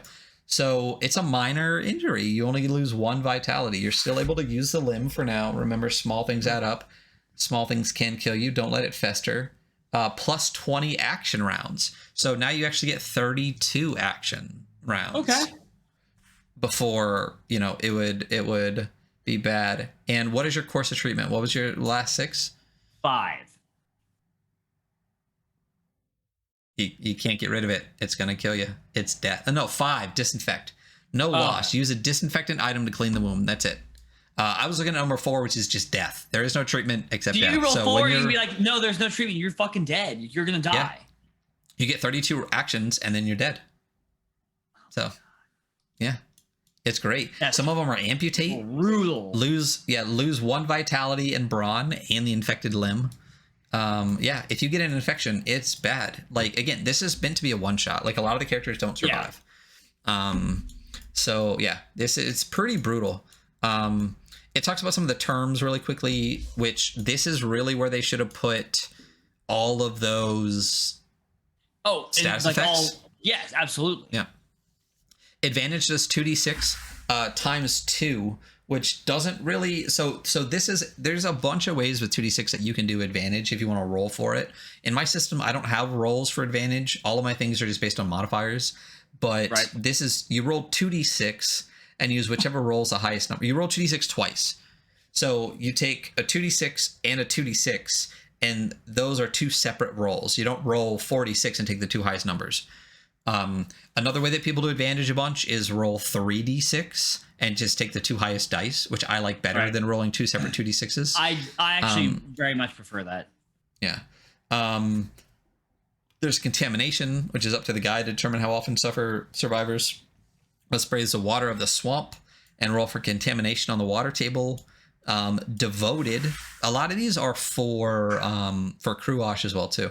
Allows a creature, cultist, or survivor to deal extra harm on combat moves taken in service to the object of their devotion. So in the book, in Crew Wash, this comes up. So it's actually explained in the thing. So they have the devoted trait. So it'll say, like, if there's 6 cultists, 2 of them get to roll with devoted. So they get a bonus to their attack or something like that. Right. Engulfed. Cool. Yeah. Engulfed is you will die in 3 rounds if you stay engulfed. And your backbone checks are a disadvantage, so don't become engulfed in flames, dust, or water. That's bad for you. Opportunistic is another trait that's added in Crew Wash. Basically, it's a similar concept. They get to be opportunistic. Some of the party members do. You get to take an action first if they feel the target is in a weakened state or compromised position. When that action is taken, the creature, cultist, or survivor rolls 2d6. 1d6 representing the opportunistic party and the other representing the target. If the target roll is higher than the opportunistic roll, the target may now roll for an immediate move against the opportunistic with advantage. So basically... so you try to take advantage of a situation and you fail, and because you left yourself open because you were trying to take advantage of something, they're actually taking advantage of your, like, yeah, okay, cool. I like that. Exactly. Very cool. It talks about the order, which is just combat stuff. Patience is another trait that's added into Crew Wash. So you can tell that she really updated this for Crew Wash. Like, a lot of these traits are in this book. The water part is in this book. I don't remember if it was there before. Like, I know there was water stuff, but like broom did not exist before Crew Wash. So, patient trait. Basically, every time you move to attack, they seem to be one step ahead of you. Their movement on natural accurate. Every time a member of the Ready makes a move, they roll with advantage. So again, the Ready is one of the, I think it's the Dredger groups. So this is very specifically just for, or written the example for Crew Wash. Interesting. The target is just the target. A thralled creature. Your consciousness is gone. Basically, they are at the whim of someone else. You can become thralled in the thing. Yeah. Traits. That's it, and that's it, right? We are left with the consequences of actions taken long before we toiled. There is not, will never be salvation here, and perhaps we are not worth saving at all. And I think that's the last page. That is Castket Land. That's Casket. I mean, that's the setup. Those are the rules, essentially. You know. Yeah, it took us less than an hour and a half. I mean, we are literally halfway through what we generally run for a podcast episode. So thoughts? I have mixed emotions about this game. You mean thoughts on this game? Yes. No, just thoughts on life. You know, thoughts on life. You know, I think I'm doing okay in life. I think I've been working pretty hard and working towards a goal. No, but yeah, I kind of like this game. I kind of like it. I don't like things about it. I like it more than I like War Plans. So that's good. Yeah. Oh, I forgot when we were doing Kickstart the stream. Did you see that he put out another book? Do not care. We will talk about it next time. If I choose to back it, it would be for the setting because it's the same rule system. Is it really? Of course it is. The same with NeuroCity. This is his third setting I super book. don't care then. I super don't care. Yeah. We'll talk about it next time, though. It's interesting. Regardless, we're not talking about that. Casket Land. So I really enjoy it. I think the things that I don't like about it are the Powered by the Apocalypse parts. Yes. Which is super. One of the things about Powered by the Apocalypse is it's super hackable. Like super hackable. And it says it's hackable. Like 5th edition is not hackable in the way something like this is. Like if you don't like holds, literally just don't use them. I don't. Just don't use them. Yeah, absolutely. Yeah. And everything about this that's not Powered by the Apocalypse, that's actually Casket Land stuff, is great. It's great. I love the infection. It's a lot better. And I wish they'd put that stuff closer to the top because for a while in there, I'm just like, I don't really love this. And then at the end, I was like, oh, I really like this stuff, you know? Absolutely. Do you want to just like flip through, like look at the manifest for like Homestead or something like that so we can see how that is? Or do you want Survivors? I'm good with either. Survivors. Yeah. Let's take a little 5-minute break real quick, and then we'll look through. Not 5 minutes. We'll take a quick break, and then we'll look through Survivors. And we'll look at the Survivors, and then we'll go into the ratings and stuff like that. Nice. Cool. All right, we'll be right back, everybody. Hello, and welcome back to the Weekly Scroll. So we are actually going to kick right into, because that did not take long at all. It's only 36 pages. We are going to look at the Casket Land Survivors, which are big. We're going to go through this, and this is another thing that's very typical of like my experience with Powered by the Apocalypse, although I haven't played Apocalypse World, and that the character sheets kind of tell you almost everything that you need to know about the character. You know, like D&D has like a blank format character sheet, but like this one has like the character sheet is the character. It tells you what the stats are. It tells you what their abilities are. And I kind of really like that. Because I've played Broken Worlds, which is Powered by the Apocalypse. And it's just like, for my characters, I handed them the character sheets. I'm like, hey, everything you can do is on here. So you need to look at their character in the book. I also really enjoy this. I like either very simple leveling in characters or no leveling in characters. I really, really enjoy that instead of building up this crazy thing. If I was going to level in this at all, I would do kind of what I'm doing in like Incursion, which would just be like, maybe you get to add a point to this or a point to that. Or like if you got like whichever, if you want to track your actions, whichever modifier that you had the most successful rolls on or something like that, you get to add a +2, or roll 1d6. If it's higher than your current one, you go up by 1. If it's less than your current one, you go down by 1. But do you want to, why don't you pick a survivor and we'll jump into that. Okay, then let's go ahead and do the cultist, actually. Because I like that's usually cultist. My jam, honestly. So the cultist is a newer one. I like that they have the cultist, but I wish they didn't have it so specific to the adventure, because it specifically says it's in service to Tig and Cruash, but like you can easily skin that elsewhere. And I think in the character sheet itself, I would have not had that. I would have just had cultist separate, like the monster cultist. I would have had part of Tig and Cruash, because there is a monster cultist stat block. Yeah. So yeah, why don't you dig into this? Cultists live what remains of their half-life in service to Tig and Cruash. Even an escaped cultist can't be trusted. There is no escape from the horror's rot. So cultist has pretty okay stats. Like, there's a negative. Nothing's above a +1 though, but you have a +1 to trick, +1 to backbone, +1 to brawn, and +1 to creep, and a 0 to smooth. So that's not negative either. You're just average at it. Let's see. You have this really cool piece of art with this like cultist kind of, what is this in this dark pool hiding behind the staff? It looks pretty cool. Yeah, I dig it. You haven't just stared into the darkness, you're a part of it. All who look upon you can see the ravages the swamp, Tig, and Cruash have put upon you. Your face is marked by frenzy and broom. Your grasp on what remains of your humanity threatening to slip away at any moment. There is no escape to what you've become. There is only blood to be spilled over and over and over. Cool.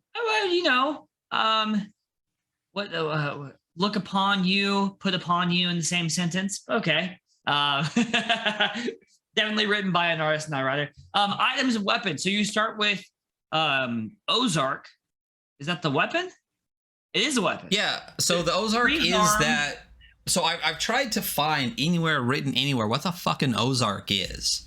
Okay, it doesn't say it anywhere. Nowhere does it say what an Ozark is. All I can find is the pictures, and it's basically this thing that he's carrying. It talks about a coil, which is the top part, and it's a staff with this weird coil on top. And it comes up in the adventure. So I don't know if it's bladed. The way I would play it is just like a bladed coil, but it talks about coils and Ozarks. But what's interesting too is like here it says the Ozark is 3 harm, 1 recoil harm, which again I think is a copy replace error, because in different parts throughout the thing they talk about it's not recoil harm, it's self harm. Like when you do harm, you take harm from it, which again I think means it might be bladed or something. So I have no idea what the Ozark is, except that I know it's a staff with a weird coil on top. Okay. It's two-handed, loud, and messy. Just so you know, it's a loud weapon. That seems weird for a weapon that you hold in your hand. Seems counterintuitive. Okay. You have a dagger, which is 1 harm. It's a hand weapon and it's quiet. You have wax, bait, 3 bait. And then a vial of blood. Let's see. In smaller text, you have survivors must take a drink. It just explains the water mechanic again. Under that, you have your vitality, which is like, explain to me how this works, Ryan. So you have 10 vitality. Right. Okay. I see. There's the 10. What's the little coins next to it? I have no idea. So the character sheets are different now. I think there used to be boxes. So technically, there is water 3 times a day. And if you look at the water strap, there's 1, 2, 3, 4, 5, 6, 7, 8, 9, 10. So I guess you could mark those off in your vitality as blocks. I don't know if that's on everyone. If that's, it looks like, oh no. So this is vitality 20 for this for a dredger. So maybe that's supposed to be your water 3 times a day. 1, 2, 3, 4, 5, 6, 7, 8, 9, 10. I think the water strap is supposed to be something. Again, it used to just be boxes. You're losing me. We're losing me real quick on this. You know. I know. So the character sheet looks great, and she did the art for it, but it's poorly. But if I don't know what it is, who cares how good it looks? You know. Yeah. So the other thing too is there's the stable and unstable thing, on this like potion-y kind of bottle. Right. But I don't know if you check stuff off for that or what. So, and then there's a note section, which is a little notebook, which is cool. But yeah, I she doesn't really explain anywhere like how the character sheet functions. It's just there is a water bottle with a strap that clearly is marked in order to cross off. But if you start with 3 days worth of water, you start with 9 drinks of water, but there's 10 sections on the strap. 10. Yeah. And I also know, okay, so maybe that's your money right there. So you start with 30 gold or 30 silver or whatever. Cool. Okay. Well, it starts with 10 silver. Then we have the vitality jar. So maybe you only start with 1, 2, 3, 4, 5, 6, 7 vitality. And I think that's it. I think because if you're above half, you're good, and if you're under half, below half, you're unstable. Gotcha. Yeah. Right. So then the water strap is the amount of water you have -1, I guess. Because maybe this first one is the whole first one. I would just say that's all your water straps. 1, 2, 3, 4, 5, 6, 7, 8, 9, 10. I would just mark one more of these off. Maybe this first one here. And then I would just say, you got 9. You start with 9. Maybe it is just 10. Maybe you get 9 plus 1. But again, it's not written in the rules or explained anywhere. You'd have to find like the luck rule. There's a lot of context missing for a lot of this stuff. I think the context missing is the most important part. It's like, like I said before, it's not beginner friendly. It's as if this is for a game for someone who's already run a bunch of Powered by the Apocalypse. So I think for someone who's already run this game. Yeah. So if they put in just like 3 or 4 even more pages of just like more context to some of this stuff, it would be a lot easier to run for a first timer. So, and I also think right now as I'm writing Lost Adepts, what I'm doing is as I create new mechanics, I denote them at the very bottom of the doc, so I know to add them back in. And it seems like some stuff was added as they were writing, and they added it, and then they didn't go back and go, okay, cool, basic rules. We're gonna add this right here. Yep. So yeah. Okay, we're gonna go down to the next page, which is attacks. Dissolution. Cultists are able to dissolve their physical forms into pure broom. While in this state, they're able to move fluidly, extend and contract their limbs, and even become formless. However, as their form is made more difficult to hold, they must roll with disadvantage and are unable to use their Ozark. All creatures in close contact with the cultist in this form must roll for broom. So they literally become like broom, like watery broom. That's pretty cool. I actually really like that. It's a cool ability. Yeah, I enjoy that. Absolutely. So it looks basically outside of items, weapons, and skills, it looks like every class gets 2 attacks. Okay. And the second one's coil, which I assume refers to the Ozark. Yeah, any attacks made with the Ozark gain +1 to hit and an additional +1 harm. Is that +1 on top of the weapon stat? Any attacks made with the Ozark gain +1 to hit and additional 1 harm. Yeah, it must be. So yeah. Ozark doesn't do 3 harm, it does 4 harm. Which again, I don't like that she made cultists a class. And when I talked to my players, I said you can't use a cultist because it's written so specifically for the adventure that it was unnecessary to write it as this. So and the whole thrall thing here, flip a coin and keep the results secret from all but the guide. Heads, and you are still in complete service to Tig, actively working against a group. Tails, you have escaped the swamp and cult, though your return home is difficult. I mean, I like that. That's okay. But basically, you're like the secret character working against it. But if you read the adventure, it's not really necessary. Why don't you roll 1d6 and we'll do aspects. Almost every character gets an aspect. I think Gambler's aspect might change every time they're supposed to do something. You rolled a 2. 2. So what is 2?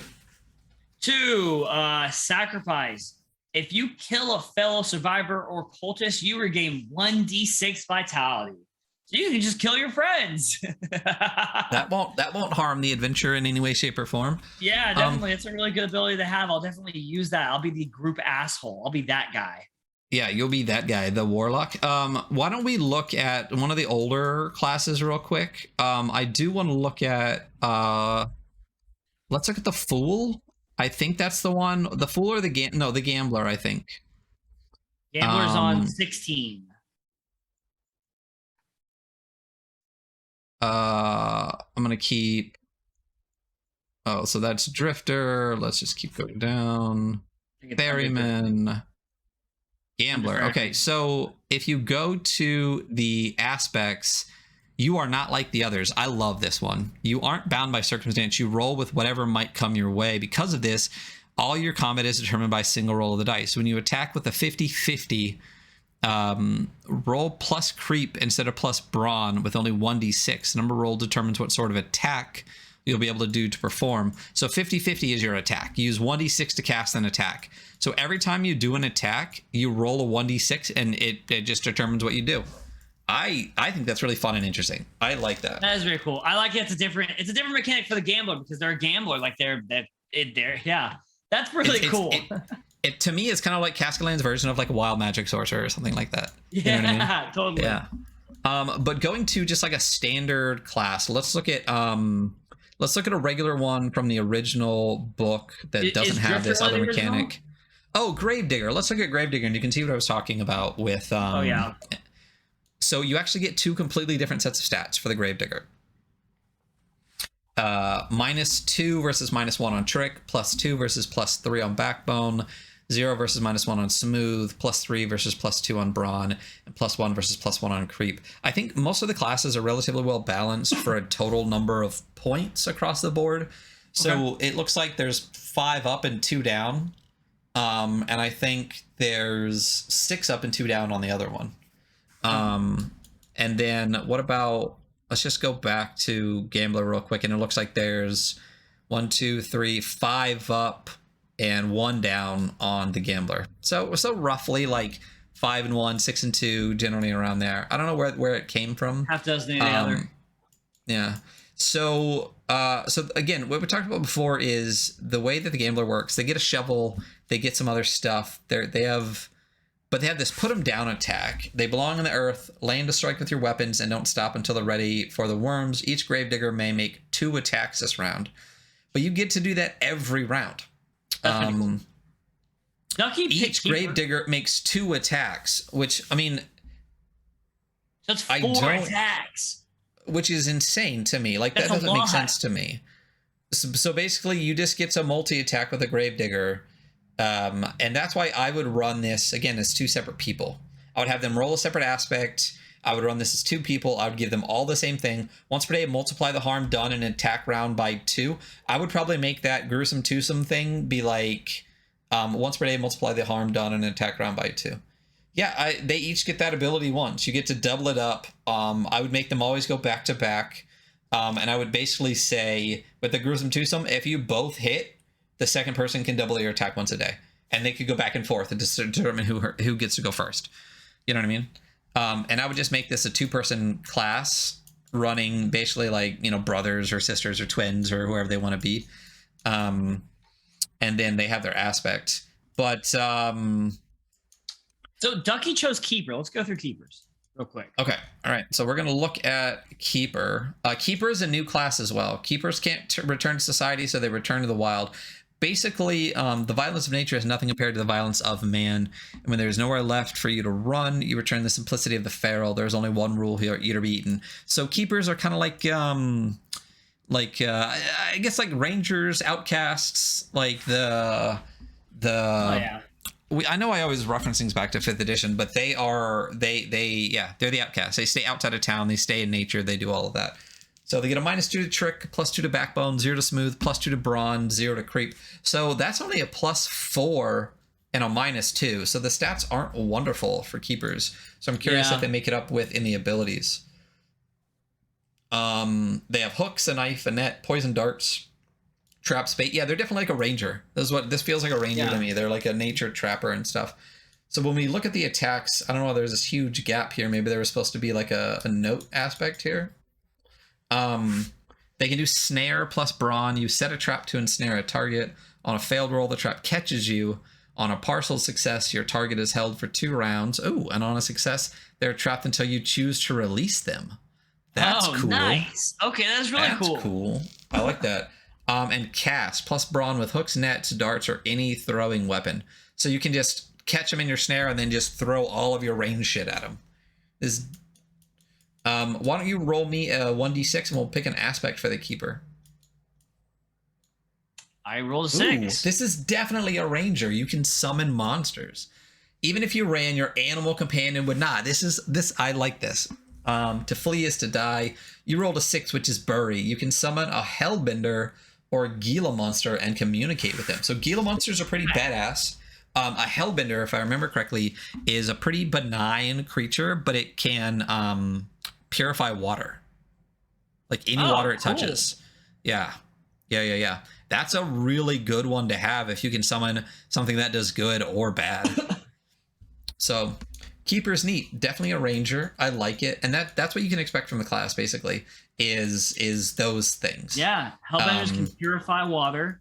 Wow, that's really cool. And you get an animal companion. So basically in a class, you get your vitality, you get a list of items, weapons, you get 2 attacks, and you get an aspect, which is, again, it's a little bit of ability mixed with kind of background, mixed with kind of inspiration. I enjoy it. I like the way that the classes are put together. I like the survivors because, again, this, not knowing what a Powered by the Apocalypse character sheet looks like, I like the way they're put together. I think they're super simple. Again, there's no leveling. You get what you get and you run with it. And if you want to hack it a little bit, you can. And if you want to do a little bit of leveling, again, you can look at a lot of other 2d6 systems to talk about how the leveling would work. So I enjoy it. I think a lot of these are really well thematically done. Again, I don't think I would have made cultists and dredgers either specific to the adventure or at all made them characters, since you have them as monsters too. But, you know, I can see why they added it in. It might have been a stretch goal or something in the campaign. You know, it is what it is. So those are survivors. Do you want to go over any more, or are you good with? I'm good. I think maybe going over the liar, because I just like the fact that you don't roll for aspects. You know? Oh, okay. So yeah, so we're not going over the stats and stuff. Why don't you talk about So liars, instead of like rolling for us, let's see what it says. You do not roll for aspects. You simply steal pieces of other survivors for personal gain. Yours is a past buried under mountains of bullshit and layers of deception. Liars may pick any aspect or attack from any 3 survivors class and use it as their own. Their attacks and starting items remain that of the liar class. However, on any failure, you are caught in a lie, the aspect/attack roll fails, rendering you unable to use that aspect or attack again for the rest of the manifest, and forcing you to roll on the chart of terrible things. On a partial success, your lie is half-truth. You are able to use that aspect or attack this time, but are unable to use it again for the rest of the game, or I guess the rest of the manifest. I don't know why I didn't say manifest twice there. On a full success, your lie is the truth. The aspect or attack roll takes full effect. So you just go ahead. No, this is for someone who wants to have like bad shit happen. Like Eric, who plays in the Adventure Archive, like he loves red cards. He's like, fucking give me the bad shit. Like I want to run with the bad stuff. There's no one who's gonna power game and pick the liar, because that sucks to be the liar. You're gonna die. Like the odds of you, like anytime, I mean, 3 partial successes and you can't do anything. Yeah. So you're done. Like you literally, that's it.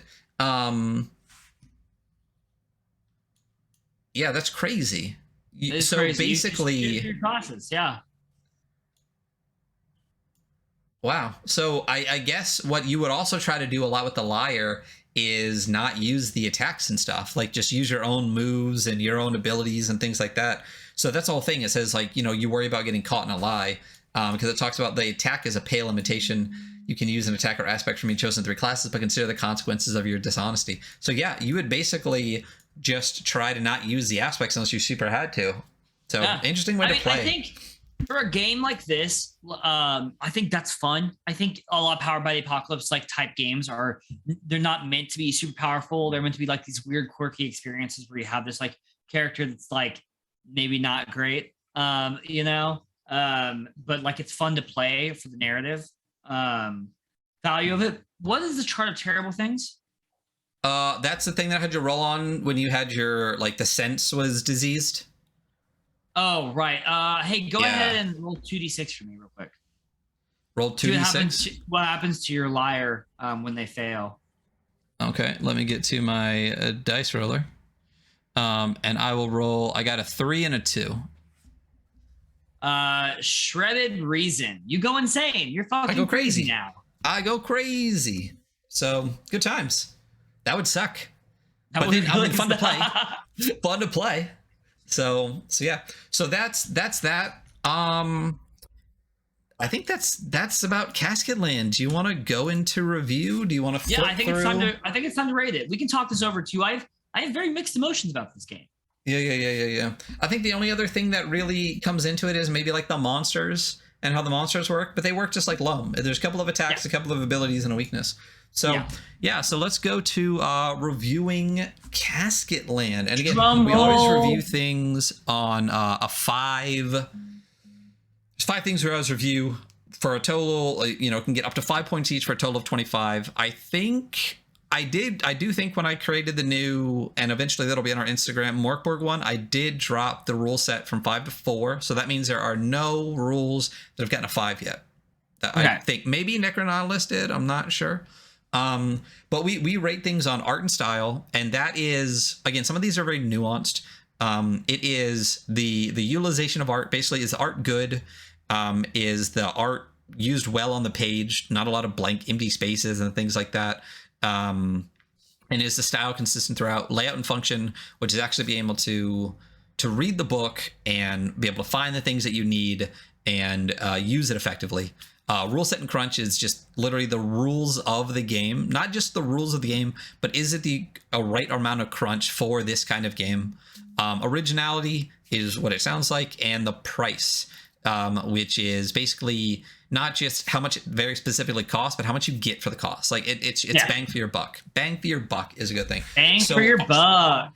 So art and style. I'll give you buck, motherfucker. Sorry, I'm from the South. Wow, you're terrible.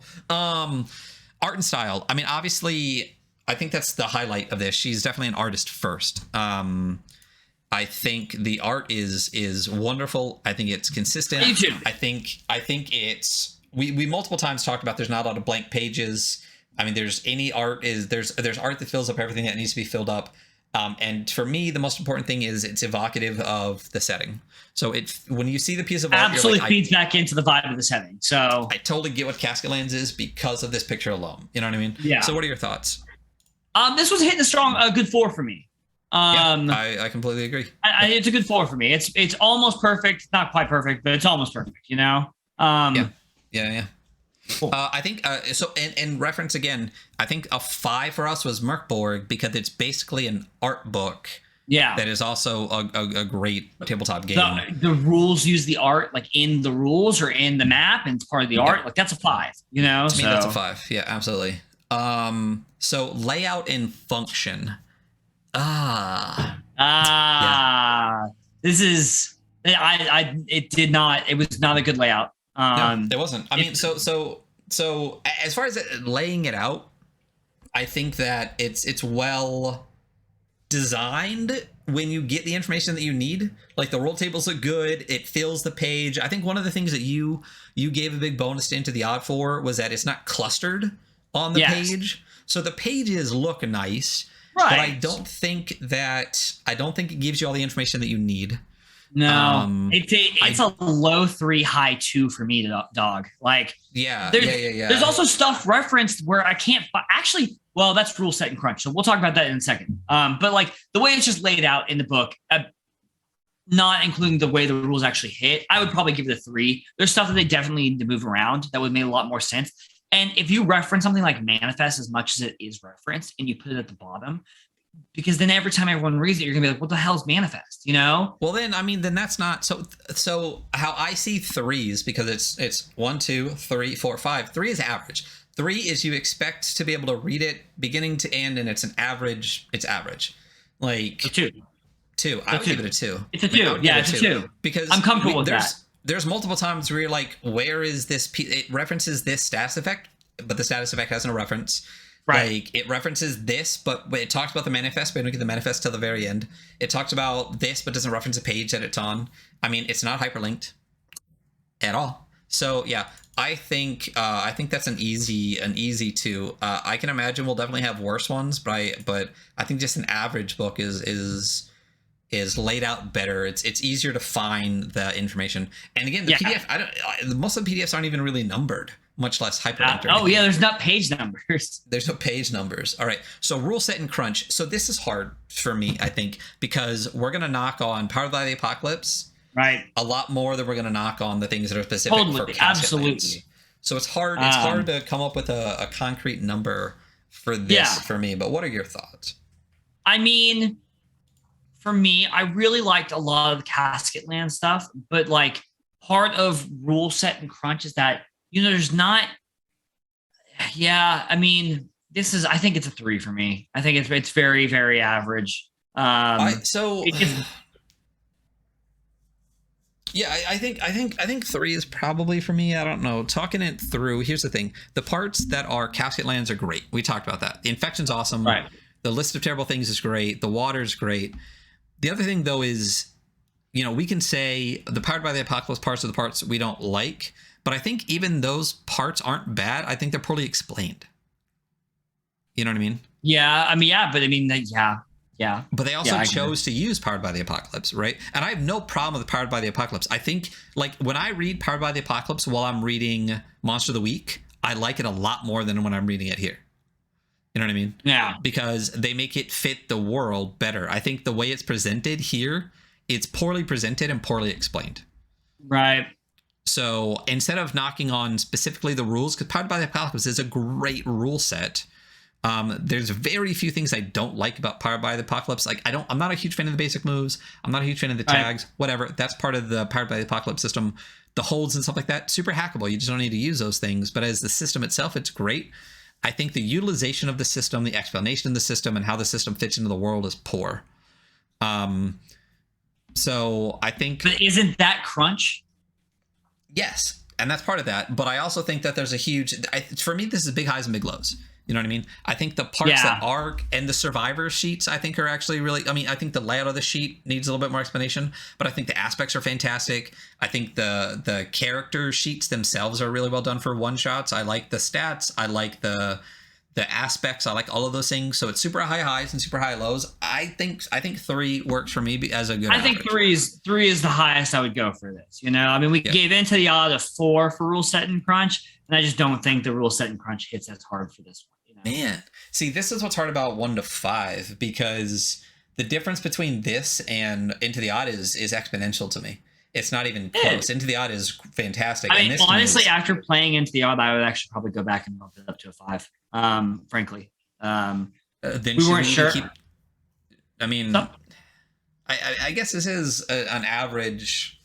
Yeah, I mean, we could always bump Into the Odd up. If you feel that strongly about Into the Odd being like a game that we would give a 5 to, I think. Well, here's the other thing too: is we were pretty harsh on Into the Odd. Basically, 5 is perfect. But if we're being pretty lenient then with this, if we're giving it a 3, and there's a lot of stuff we didn't like about it. Oh, that stuff I don't like about it. Yeah.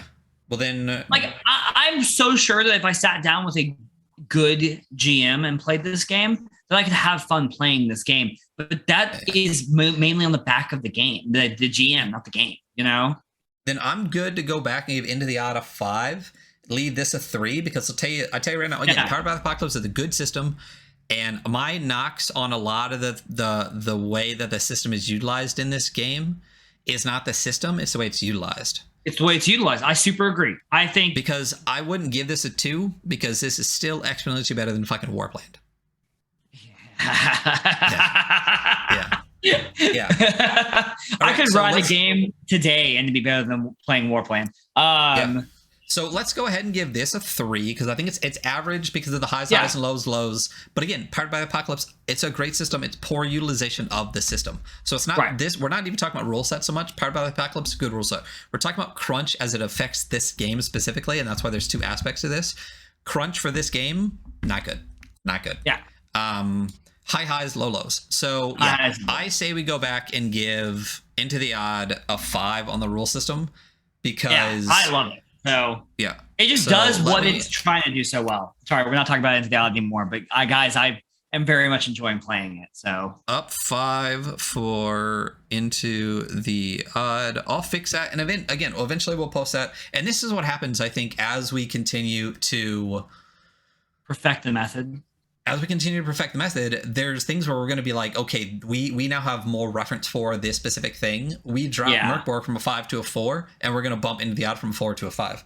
And I think we were very, very picky with it with Into the Odd. I think we need either need to make this out of 10 instead, or be a little bit less picky on the ups and a little bit more picky on the downs. You know Let's do that. I like 1 through 5. So yeah. All right, so originality, I mean... It's a 4, man. It's super original, you know? Yeah. Well, but what makes it not a 5? Have you ever played another bleak, occult, gothic, Western game? No, you're right. Actually, you're right. And when you look at the classes, I really enjoy... when you look at the things that are actually specific to Castket Land, the infection part I think is genius for how this works. I think using things like barbacks as barbers as healers and things like that I really enjoy. The lore is wonderful. I mean, if we're gonna be easier on 5, if we're gonna be nicer to have higher numbers, then because 1 to me is an aspect of a game that I would that is disgusting to me. So for me, I have never played another bleak, occult, gothic Western. The art is amazing. The lore is fantastic. You make a really good point. I would be comfortable giving it a 5 for originality. Yeah, let's go 5 for originality. Let's go 5. All right. Go with 5. Price. Let's go to the store.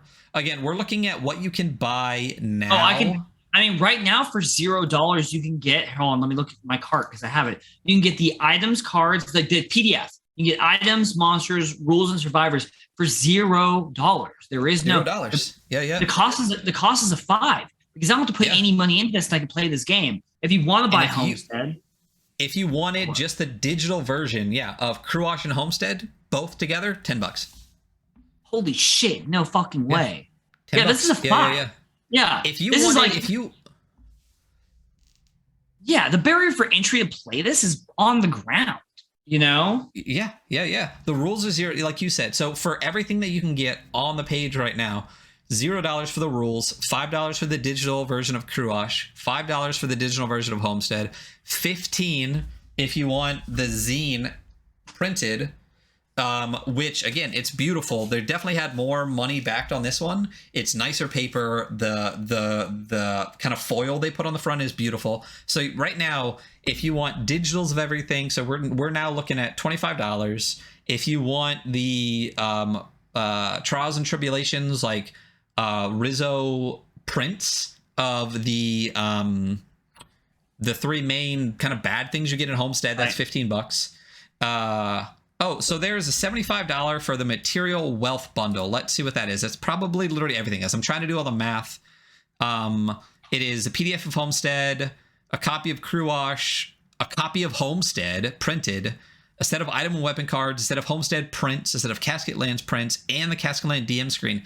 $75. I mean, yeah. It's $75 for literally everything that's been put out, including the things that I said. Like, yeah, it's fantastic. And again, if you wanted all the rules, monsters, items, and both adventures, $10. If you just wanted digital, $10. Easy 5. That's crazy. I mean, that's actually crazy. So easy 5. What's interesting is if you just look at the numbers for a lot of these, a lot of them are going to look the same. But you have to look at where the numbers fall out a lot. You know what I mean? Yeah. Because you know what's crazy is I think Warpland has almost the same score as like Lancer. Let's see. Warpland we gave a 17, and Lancer we gave a 17. Yeah. Yeah. Well, but I would play Lancer 1,000 times before I'd play Warpland. Yeah. But we gave a 5 on 2 things in Warpland because the originality and art were amazing. So let's add up this score together. So we're looking at 4, 5, 6, 7, 8, 9, 19. That's cool. Right? I'm good with that. Yeah, I'm good with that. Is my math god awful? 10, 13, 14, 15, 19. Yeah, 19 for Castket Land. So, yeah. So 4 on art and style, 2 on layout and function, 3 on rule set and crunch, 5 on originality, 5 on price. So we're basically saying the art's great. It's super original game, but the layout and the rule set is average to poor. So, yeah, I'm totally good with this. Yeah, me too. Yeah. Yeah. So yeah.